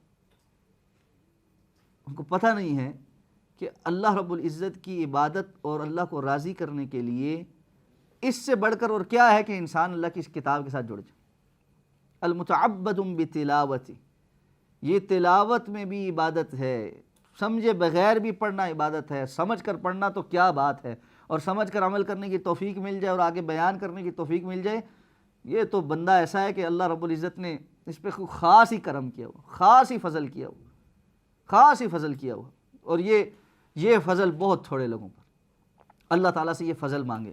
اللہ کے رسول صلی اللہ علیہ وسلم جو دعائیں مانگا کرتے تھے اللہ تعالیٰ سے، تو بڑے جامع الفاظ کے ساتھ اللہ کے رسول صلی اللہ علیہ وسلم یہ جو ہے نا دعا مانگی ہوئی. اللہم انی اسألک، اللہم انی عبدک وابن عبدک وابن امتک ناصیتی بیدک ماض فی حکمک عدل فی قضاؤک اسألک بکل اسم هو لک سمیت به نفسک او علمته احدا من خلقک او انزلته فی کتابک او استأثرت به فی علم الغیب عندک ان تجعل القرآن العظیم ربیع قلبی ونور صدری وجلاء حزنی وذہاب ہمی وغمی. کس کس کو یہ دعا یاد؟ الحمدللہ کافی لوگوں کو یاد. جن کو نہیں یاد یہ دعا یاد کر. اگر یہ دعا آپ نہیں مانگتے نا تو بڑی محرومی، بڑی قیمتی دعا ہے، بڑی قیمتی دعا ہے. اور اس دعا کو یاد کرنے اور مانگنے کے بعد، آج میں آپ کو کہہ رہا ہوں، آج اس دعا کو مانگنے کے بعد اپنی زندگی دیکھیں اور اس سے پہلے کی زندگی کا موازنہ کریں. نہیں وہ اللہم انت ربی لا الہ الا انت خلقتنی وانا عبدک وانا، یہ دعا ہے. اور اللہ کے رسول صلی اللہ علیہ وسلم نے عموماً ان لوگوں کے لیے بھی یہ دعا کی ہے جن کے دلوں میں غم اور پریشانی ہے، غم اور پریشانی اور ڈپریشن کو دور کرنے کے لیے بھی یہ دعا ہے. یہ بڑی قیمتی دعا ہے، بہت قیمتی دعا ہے. اللہم انی عبدک، یا اللہ میں آپ کا بندہ ہوں، وابن عبدک، آپ کے بندے کا بیٹا ہوں، وابن امتک، آپ کی بندی کا بیٹا ہوں، ناصیتی بیدک، میری یہ جو پیشانی ہے یہ آپ کے ہاتھ میں، یعنی میرے متعلق آپ کا فیصلہ، ماض فی حکمک، میرے معاملے میں آپ کا حکم صادر ہو چکا، عدل فی قضاؤک، آپ نے جو میرے مقدر میں لکھا وہ عدل پر مبنی. اسألک بکل اسم هو لک سمیت بہ نفسک، میں ہر اس نام کے ذریعے سے آپ سے دعا مانگتا ہوں جس کو آپ نے اپنے لیے پسند کیا. او علمتہ احد من خلقک، یا آپ نے اپنا وہ نام اپنی مخلوق میں کسی کو سکھایا. او انزلتہ فی کتابک، یا اپنی کتاب کے اندر اس کو نازل کیا ہے. او استأثرت بہ فی علم الغیب عندک، یا آپ نے اپنا وہ نام کسی کو بھی نہیں بتایا، صرف اپنے پاس پردہ غیب کے اندر رکھا ہے. اس سے یہ پتہ لگتا ہے اللہ کے کتنے اسماء اور صفات ایسی ہیں جن کا کسی کو بھی علم نہیں، سوائے اللہ کے کسی کو علم نہیں. ان تجعل القرآن العظیم ربیع قلبی، یا اللہ یہ سارے واسطے دے کر میں آپ سے ایک بات مانگنے لگا ہوں، اس قرآن کو میرے دل کی بہار بنا دے، ونور صدری، میرے سینے کا نور بنا دے، وجلاء حزنی وذہاب ہمی وغمی، میرے پریشانی کا اور میرے ہم اور غم کا، میرے غموں کے دور ہونے کا اور میری پریشانیوں کا مداوا بنا دے، میرے غموں کے دور ہونے کا سبب بنا دے. بڑی قیمتی دعا ہے. بندہ اس کی دعا کو مسلسل مانگنا شروع کر دینا، اللہ تعالیٰ اس طرح بندے کو نا دوڑا کر اس کتاب کے ساتھ جوڑ دیتے ہیں. وہ جس طرح ہوتا ہے نا میگنیٹ جب قریب جاتا ہے نا تو لوہا جو ہے نا وہ پیچھے نہیں رہ سکتا. لوہا وہ دیکھیں آپ ایک سائز کا، یعنی ایک تو یہ ہے کہ لوہا کسی بہت بڑے سائز کا، ایک یہ ہے کہ دونوں کا سائز برابر، لوہا اور جو ہے نا میگنیٹ. تو میگنیٹ کو آپ ادھر رکھیں نا، تھوڑا تھوڑا قریب کریں نا، یہ نہ بھی چاہے نا یہ اڑ کے ادھر جا کے لگ جاتا. آپ یہ دعا مانگنی شروع کریں، یقین کریں آپ سستی قائلی جو بھی آپ کے اندر ہوگی نا اس کو وہ چھوڑ کے نا اللہ نے اٹھا کر آپ کو اس کتاب کے ساتھ جوڑ دیں. اسباب پیدا ہو جانے کہ اس کتاب کے ساتھ آپ نے جڑنا ہی جڑنا، آپ نکل ہی نہیں سکیں گے. اور یہ مقام اللہ اپنے کسی بندے کو دے تو کیا ہی بات. المتعبد بتلاوتی، اللہ کی عبادت کرنے کا بہترین ذریعہ یہ کتاب. المنقول الینا بالتواتر، یہ کتاب ہمارے تک نقل ہوئی ہے تواتر کے ساتھ. اب یہ بڑا اہم، اللہ کے رسول صلی اللہ علیہ وسلم پر نازل بھی ہو گئی، جبریل بھی لے کر آ گئے، عربی زبان میں بھی ہو گئی، معجزاتی بھی ہے، سارا کچھ ہے، ہم تک تو ڈائریکٹ نہیں نہ پہنچی. ہم تک تو یہ کتاب کسی ذریعے سے، کسی چین سے پہنچی. تو کیسے پہنچی؟ المنقول الینا بالتواتر، یہ ہمارے تک نقل ہوئی ہے، ٹرانسپورٹ ہو کے آئی ہے، ٹرانسفر ہو کے آئی ہے تواتر کے ذریعے. تواتر کسے کہتے ہیں؟ اس کو پتہ ہے تواتر کسے کہتے ہیں؟ اچھا، تواتر کہتے ہیں ایک چیز، چلو تھوڑی سی مزید کھول کے ایکسپلین کرتے ہیں کیونکہ کم لوگوں کو پتہ ہے. کوئی بھی بات جب ایک نسل سے دوسری نسل میں منتقل کی جاتی ہے، پھر وہ دوسری نسل سے تیسری نسل میں منتقل ہوتی ہے، پھر تیسری سے چوتھی میں منتقل ہوتی ہے، تو گویا کہ یہ ایک نسل سے دوسری نسل تک ایک چین بنتی جا رہی ہے. ٹھیک ہے، جیسے چین آپس میں کڑیاں اس کی آپس میں ایسے جڑی ہوئی ہوتی، اور ایک کڑی سے اگلی کڑی جڑی ہوتی ہے، اگلی کڑی جڑی ہوتی ہے، اس طرح یہ ایک چین بن جاتی. تو دین پورے کا پورا ہم تک اس طرح ایک نسل سے دوسری نسل، دوسری نسل سے تیسری نسل، تیسری نسل سے چوتھی نسل، چین کی صورت میں پہنچا ہے.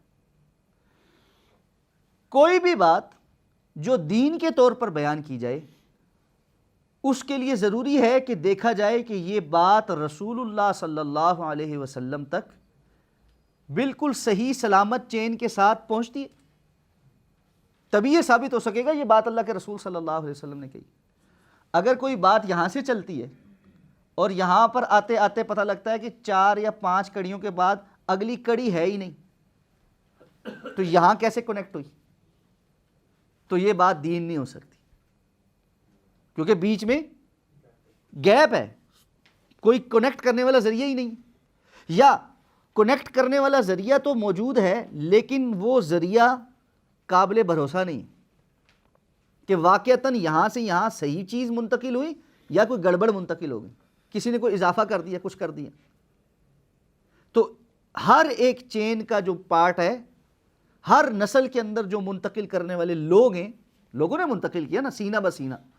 ٹھیک ہے، جہاں تک کہ علم لکھا جانے لگا اور پھر وہ لکھنے کے طور پر منتشر ہو گیا، تو خاص طور پہ جو 4 صدی ہجری تک کا جو چین ہے وہ بڑی امپورٹنٹ ہوتی، اور اس کے بعد تو خیر چونکہ منتشر ہو گیا تو اس سے آگے کی جو ہے نا وہ باتیں ثوابت ہو گئیں کہ جی یہ چیزیں اب یعنی امت نے قبول کر لیں اس کو.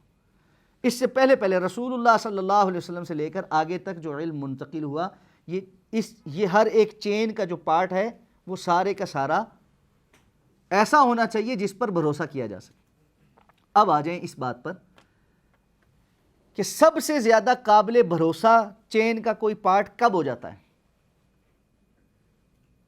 ایک چین ہے، اس کا سب سے جو قابل بھروسہ چیز جو ہے نا وہ کب ہو جاتی ہے؟ میں اٹھ جاؤں؟ بے شک آپ لوگ وہ کر لیں گے نا. اس کا کیا کروں؟ اچھا اس کو ساتھ لے جاؤ، یہ دیں.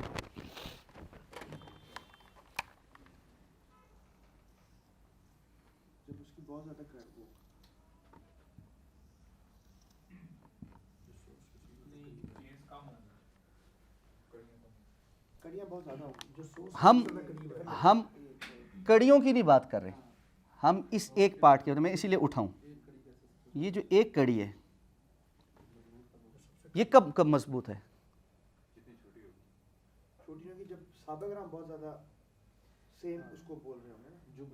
چونکہ ہم ہاں جتنے زیادہ لوگ کسی ایک بات کو بیان کرنے والے ہوں گے اور وہ اتنے ہو جائیں کہ جن کا جھوٹ پر متفق ہونا ناممکن ہو جائے.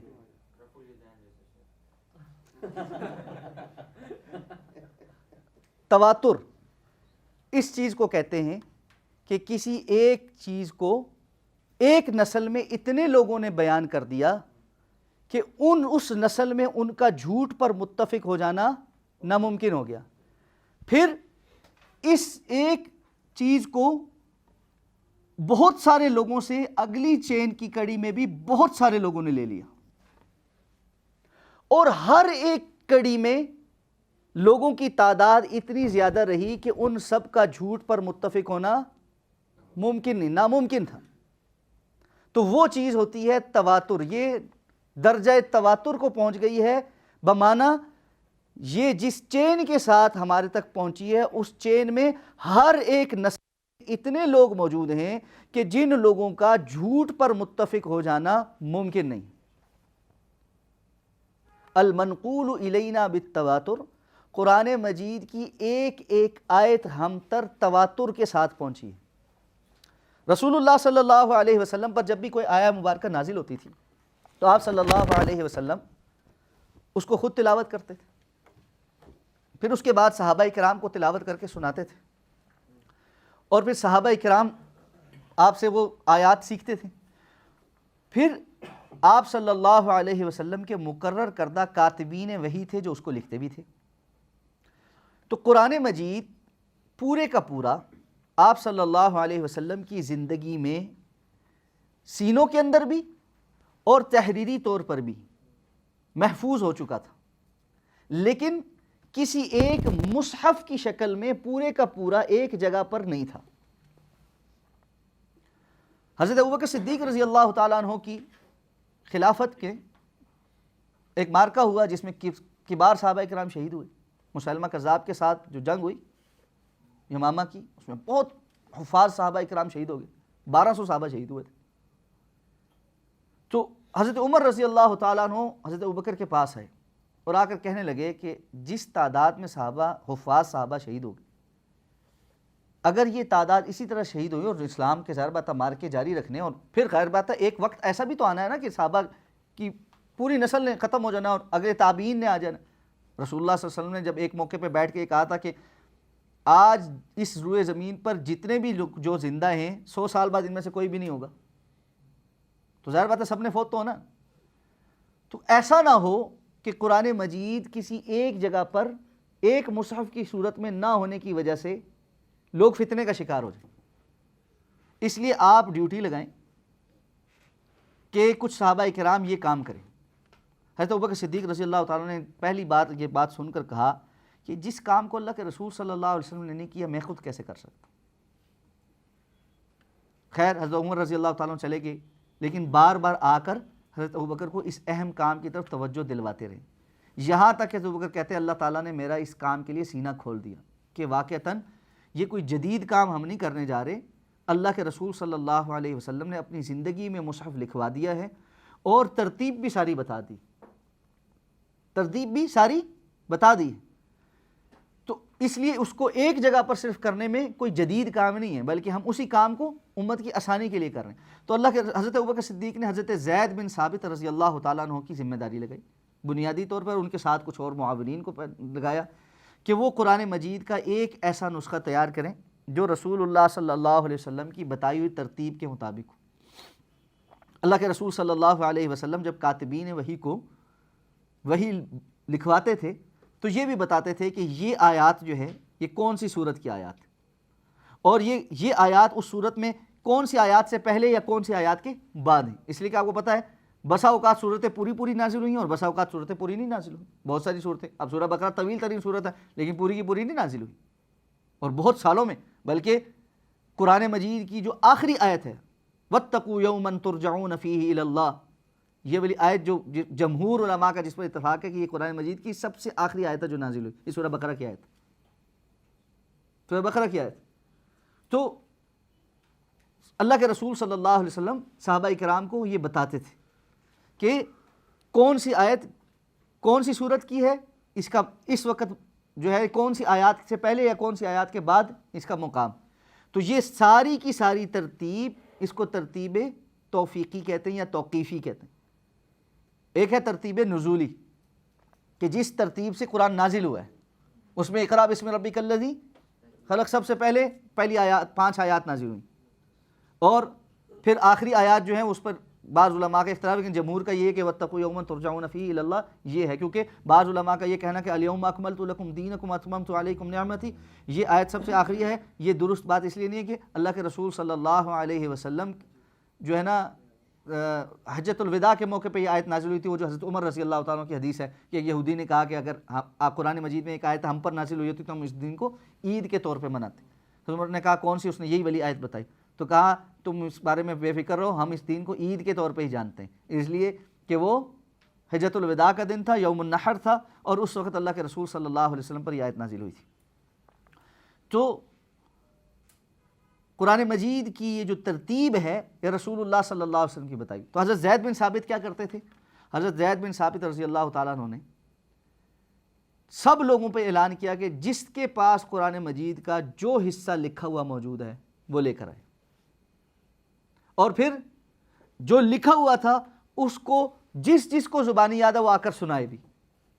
تو ڈبل ٹیلی کر کے لکھا ہوا بھی جو موجود ہے اور جو زبانی صحابہ کو یاد ہے، اور کتنے صحابہ کو یاد ہے ان میں سے بڑی تعداد کو بلا کر وہ سن کر پھر اس کو نکلا۔ تو اس لیے صحابہ کرام رضوان اللہ تعالی علیہم اجمعین جنہوں نے رسول اللہ صلی اللہ علیہ وسلم سے براہ راست اس قرآن مجید کو سیکھا تھا، ان کی ایک اتنی بڑی تعداد نے اس قرآن مجید کو بیان کر کے اور لکھی ہوئی صورت میں بھی حضرت زید بن ثابت کے نسخے پر اعتماد کیا ہے کہ تواتر کا سب سے پہلی جو چین تھی اس پر اتفاق ہو گیا تھا، اور صحابہ کرام کا اس پر اتفاق کہ یہ قرآن مجید، اور پھر صحابہ کرام سے آگے تابعین تک، پھر تابعین سے تبع تابعین تک، ہر ایک میں اتنی بڑی تعداد میں قرآن مجید کو اسی طرح منتقل کیا ہے۔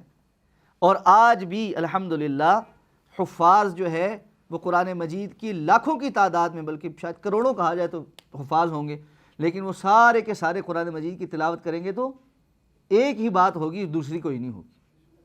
تو اس طرح المنقول الینا بالتواتر، اس کی ایک اوتھینٹسٹی ہے کہ یہ کتاب تواتر کے ساتھ ہمارے تک منتقل ہوئی۔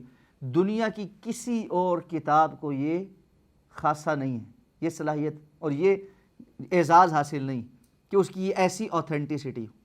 اور پھر آخری المفتتح بالفاتحة والمختتم بالناس، یہ جو کتاب ہمارے پاس ہے مصحف کی صورت میں، اس کا فاتحہ سورہ فاتحہ سے آغاز ہو رہا ہے اور سورہ ناس پر اختتام ہو رہا ہے، یعنی سورہ فاتحہ سے لے کر سورہ ناس تک 114 صورتیں ہیں، سب کا ایمان ہے یہی 114 صورتیں ہیں، اس سے علاوہ نہ کچھ اضافی ہے نہ کچھ گھٹا ہوا ہے۔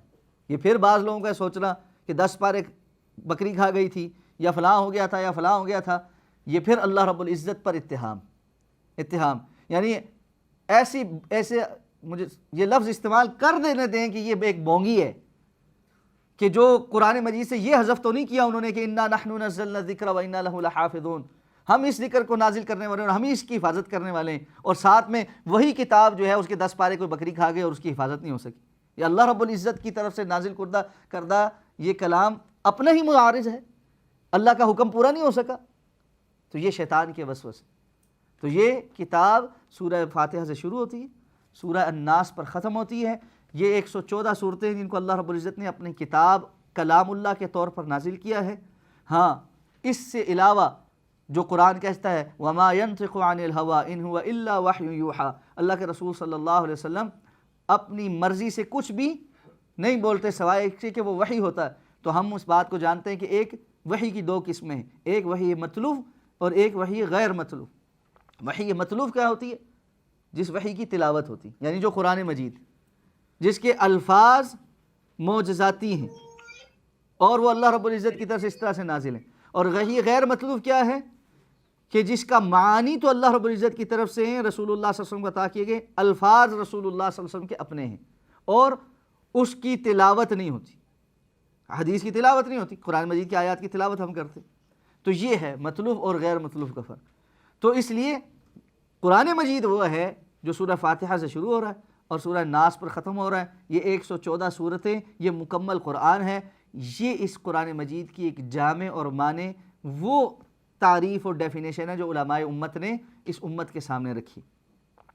تو اس تعریف کے ساتھ انشاءاللہ العزیز اس کو سمجھتے ہوئے ہم آگے کچھ چیزوں کی طرف بڑھتے ہیں، کیونکہ 10 منٹ رہتے ہیں تو میں کچھ چیزیں آپ کے سامنے مزید رکھ دیتا ہوں، پھر کچھ سوال اگر ہوئے تو وہ رکھ لیں گے اور پھر انشاءاللہ آگے چلیں گے۔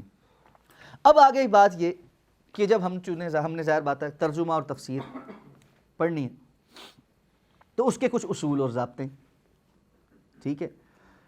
اللہ تعالیٰ کی اس کتاب کے معنی اور مطالب اور مفاہیم کو سمجھنے کا کوئی اصول ضابطہ ہوگا تو اس کے مطابق سمجھا جا سکتا ہے، ورنہ ہر کوئی اپنی مرضی سے تو نہیں سمجھ سکتا۔ کوئی بندہ یہ کہے جی میں نے عربی زبان سیکھ لی، اب میں اپنی مرضی کا مطلب کروں گا۔ آج بہت سارے لوگ ہیں اور ایک صاحب ہیں جو آج کل انٹرنیٹ پہ بڑے معروف بھی ہیں، انہوں نے کہا جی کہ جتنی تفسیریں سب نے لکھی نا آج سے 1400 سال پہلے تک، وہ ساری کی ساری کالعدہ میں ساری غلط لکھی ہوئی، کہ ایک بھی صحیح نہیں. اور اس نے بڑی بحث کی ہوئی ہے لفظ صلاۃ پر، ٹھیک ہے، کہ صلاۃ سب جو ہے نا ہر جگہ جو ہے وہ نماز مانا کر دیتے، اس کا صلاۃ کے اتنے مطلب ہوتے ہیں، اور لغت میں دیکھیں اتنے مطلب لکھے ہوئے ہیں، اور جو ہے نا اس کی وجہ سے کوئی 800 مطلب بنتے ہیں اور فلاں ہوتا ہے. اور اس کے نتیجے میں اس نے کیا کیا جی، 6 جلدوں میں ایک نئی تفسیر لکھی. 1400 سال میں امت نے جو تفسیر کی ہے وہ تو ساری غلط ہے. صاحب کو نیا سمجھ آیا کہ جی یہ دین سارے کا سارا مجھے سمجھ آیا اللہ کی یہ کتاب، اور اس تفسیر کا نام بھی اس نے کیا لکھا ہے، الکتاب.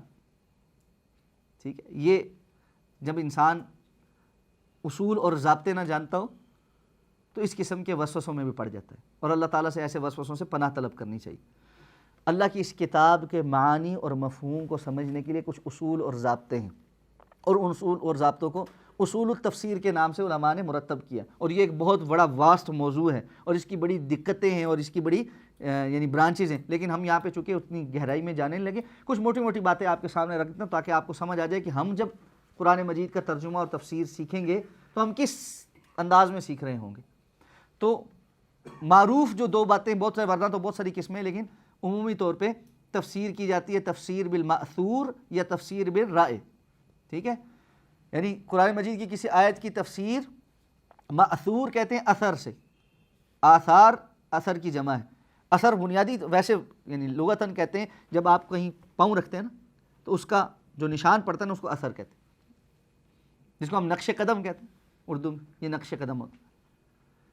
تو ہم صحابہ کرام اور جو ہے نا رسول اللہ صلی اللہ علیہ وسلم تک پہنچنے والے جو باتیں ہیں ان کو آثار یا مأثور اس لیے کہتے ہیں کہ وہ فٹ پرنٹس ہیں جو ثابت ہیں، جن کے اوپر چل کر وہاں تک پہنچ سکتے ہیں.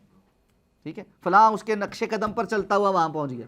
ٹھیک ہے، تو اسی طرح تفسیر بالمأثور کیا ہے کہ قرآن مجید کی کسی بھی آیت کے متعلق، اس کے معنی، لفظوں کے مطلب اور اس کے احکامات سے متعلق ہم اس بات کو قبول کرتے ہیں جو ہم تک سندن پہنچی ہے. اور اس سند تک پہنچنے کا کیا طریقہ کار ہوگا؟ سب سے پہلی بات، قرآن مجید کی تفسیر قرآن مجید کی ہی کسی دوسری آیت سے.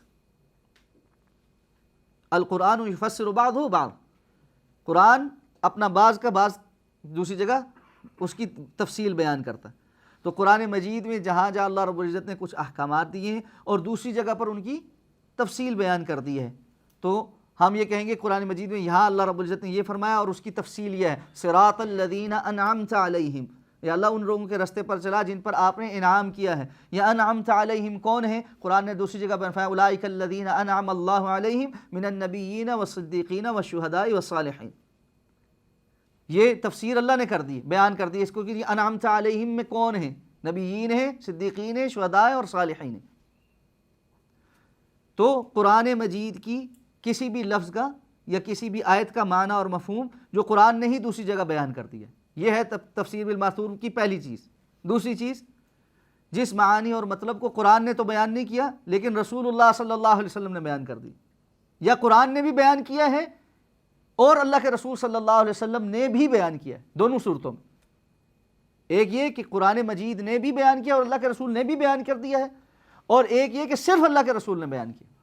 قرآن نے کوئی ایک حکم دیا، اس کی تفصیل نہیں دی. قرآن مجید میں جا بجا اس بات کا حکم ہے اقیموا الصلاۃ وآتوا الزکاۃ، نماز قائم کرو اور زکوٰۃ ادا کرو. اس کی تفصیل کوئی نہیں دی، کچھ چیزیں کی دی ہے باقی نہیں دی. اقیم الصلاۃ طرفی النہار وزلفا من اللیل، دن اور رات کے اندر نمازیں قائم کرو. زکوٰۃ کے متعلق فرما دیا کہ انما الصدقات للفقراء والمساکین والعاملین علیہا والمؤلفۃ القلوب وفی الرقاب والغارمین وفی سبیل اللہ. یہ مصارف تو بیان کر دی ہیں، لیکن نصاب کیا ہوگا، کب ہوگا، کس طرح ہوگا، یہ ساری کی ساری جو باتیں جو قرآن مجید کے احکامات کی یا معانی کے متعلق اللہ کے رسول نے بیان کی، ہم اس پر بھروسہ کریں، اور وہ بھی جو صحیح سند کے ساتھ ہم تک پہنچے کہ اس چیز کے معنی اور مطلب میں رسول اللہ صلی اللہ علیہ وسلم نے یہ بات فرمائی ہے. اب کسی نے کہہ دیا کہ اللہ کے رسول نے یہ بات کہی ہے تو اس کی بات قبول ہو جائے گی؟ نہیں، جب تک کہ وہ پوری چین ہمارے سامنے پروو نہیں کرے گا کہ یہ بات اللہ کے رسول صلی اللہ علیہ وسلم نے فرمائی. تیسری بات، تفسیر میں ہم اس کے بعد صحابہ کرام رضوان اللہ تعالی علیہم اجمعین کے اقوال لیں گے، اور وہ بھی ان میں بھی جو قرآن مجید کی تفسیر کے لیے معروف ہیں ان کا قول دیگر کے اوپر فضیلت رکھے گا. جیسے عبداللہ ابن عباس رضی اللہ تعالی عنہما کو رسول اللہ صلی اللہ علیہ وسلم کی خصوصی دعا ہے، اور امت جانتی ہے کہ عبداللہ ابن عباس کبار مفسرین میں سے، عبداللہ ابن مسعود رضی اللہ تعالی عنہ کبار مفسرین میں سے، خلفائے راشدین کبار مفسرین میں سے. اسی طرح حضرت ابو ہریرہ رضی اللہ تعالیٰ عنہ بے تحاشا جگہوں پر جو ہے محدثین کرام کتاب التفسیر میں ان کی روایات لے کر آئیں.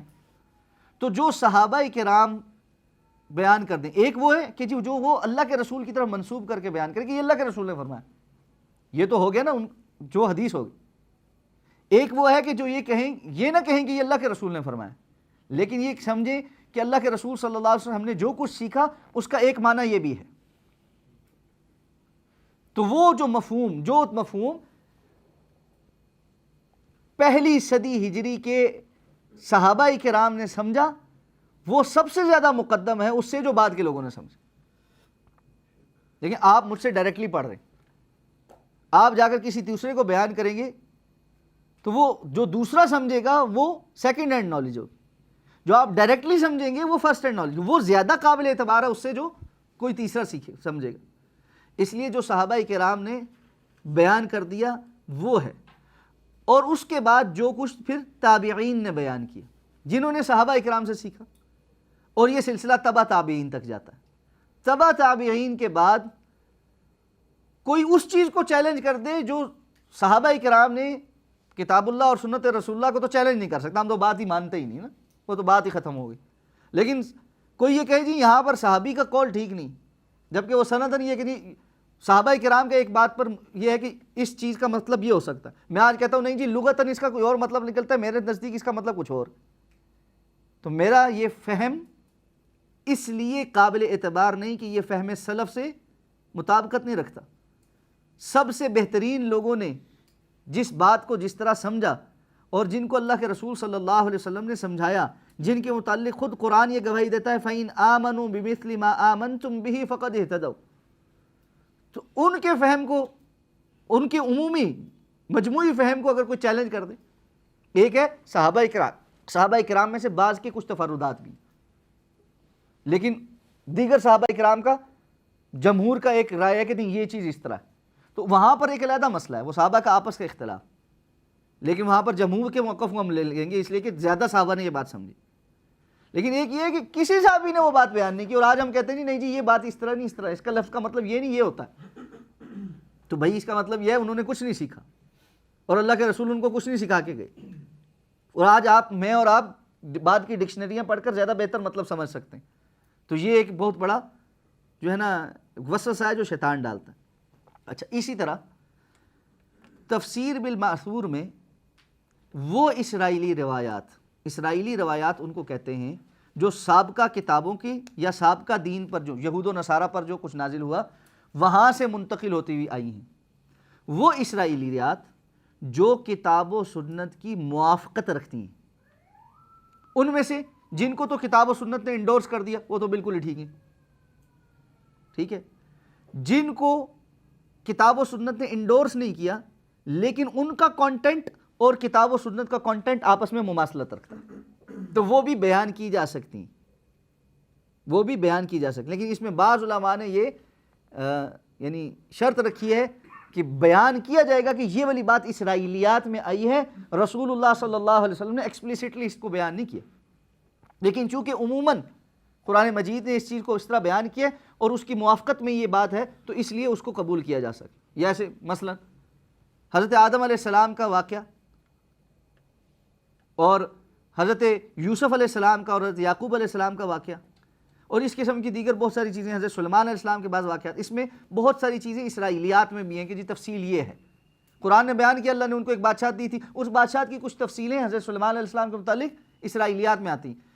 وہ تفصیل جو کتاب و سنت کی مطابقت میں ہے، مخالفت میں نہیں ہے، اس کو قبول کر لیا جائے، لیکن یہ سمجھتے ہوئے کہ یہ اسرائیلیات میں سے. اور وہ تفصیل جو کتاب و سنت کی مخالفت میں ہے وہ ردی کی ٹوکری میں ہے، وہ تحریفات ہیں، لوگوں نے شامل کی ہیں، وہ بات درست نہیں ہے. اسی طرح ایک طریقہ کار یہ ہے کہ کچھ لوگ تفسیر کرتے ہیں تفسیر بالرائے، رائے کے ذریعے سے تفسیر، یعنی اپنے فہم کے مطابق تفسیر. تو علماء امت تفسیر بالرائے کے قائل نہیں. ٹھیک ہے جی. تفسیر بالرائے کے ہاں یہ ہو سکتا ہے کہ کسی جدید مسئلے میں جو پہلے موجود نہیں تھا، آج کوئی نئی تحقیق ہوئی اور آپ نے قرآن مجید کی کچھ نصوص کو اس کے اوپر منطبق کر کے یہ سمجھا کہ اس کا مطلب یہ ہے نا کہ شاید قرآن اس کی طرف اشارہ کر رہا ہے، تو وہاں وہ رائے قبول ہو سکتی. جیسے میں نے ابھی آپ کے سامنے وَكُلٌّ فِي فَلَكٍ يَسْبَحُونَ میں یہ معنی بیان کر دی کہ آج کی جدید سائنس یہ یا نیا علم ہمیں یہ بتاتا ہے کہ ایسے ہو سکتا ہے، تو قرآن مجید نے اس کو اس طرح سے بیان کیا. جب ہم ایمبریولوجی کی بات کرتے ہیں تو علقہ کا جو لفظ ہے، چونکہ آج جو فیٹس کی ابتدائی جو شکل ہوتی ہے وہ لیچ کی مانند ہوتی ہے، تو اس لیے علقہ کا لفظ وہاں پر منطبق ہو سکتا ہے. یہ ایک جدید تحقیق ہے کہ آج ہمیں یہ پتہ لگا کہ فیٹس کی ابتدائی شکل ہی ہوتی ہے، کسی نے اس کو بیان کر دیا کہ یہ معنی قرآن نے اس طرح بیان کیا، یہ ہاں قبول کیا جا سکتا ہے.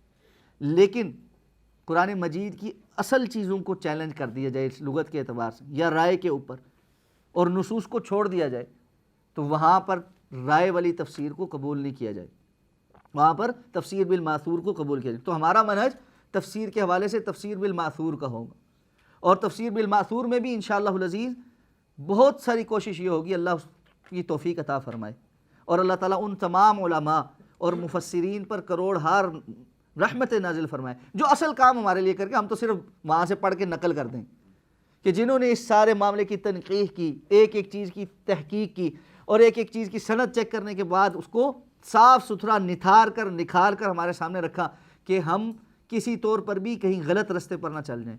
اور اللہ رب العزت کا اتنا زیادہ اس بات پر شکر ادا کرنا چاہیے کہ آج دین جتنی نتھری ہوئی اور جتنی پیوریفائی شکل میں محنت ہو کر ہمارے سامنے موجود ہے نا، اس سے پہلے شاید لوگوں کے لیے اتنا آسان نہیں تھا، بہت مشکل تھا. آج تو آپ 2 لفظ لکھ کر سرچ کرتے ہیں اور آپ کے سامنے ایک ڈیٹے کا انبار آ جاتا ہے کہ جی اس کے متعلق کیا چیز ہے کیا چیز ہے کیا چیز ہے. پہلے آپ کو لائبریریوں کی لائبریریاں کھنگالنی پڑتی تھیں، ایک ایک کتاب کھول کر ایک ایک راوی کے متعلق دیکھنا پڑتا تھا، ایک ایک چیز کی سند چیک کرنی پڑتی تھی. آج علماء نے اتنا کام کر دیا الحمدللہ کہ یہ چیز ہمارے لیے بڑی آسان ہوگی. اس کے باوجود بھی اگر ہم نہ سیکھیں تو یہ ہماری کمی اور کوتاہی. تو آج کا وقت مکمل ہو گیا الحمدللہ، 9 بج گئے ہیں. اللہ تعالیٰ سے اس دعا کے ساتھ کہ اللہ تعالیٰ ہمیں خیر کے ساتھ، اخلاص کے ساتھ اور اس کتاب کے حق کو سمجھتے ہوئے اس کو پڑھنے، سیکھنے اور آگے عمل کرنے اور سکھانے کی توفیق عطا فرمائے. اس میں جو بات صحیح کہی گئی ہے وہ اللہ رب العزت کی توفیق سے ہے، اور جو کچھ کمی اور کوتاہی اور غلطی ہے وہ میری طرف سے ہے. اللہ تعالیٰ مجھے اس پر معاف فرمائے. سبحانک اللہم و بحمدک، اشہد ان لا الہ الا انت استغفرک و اتوب الیک.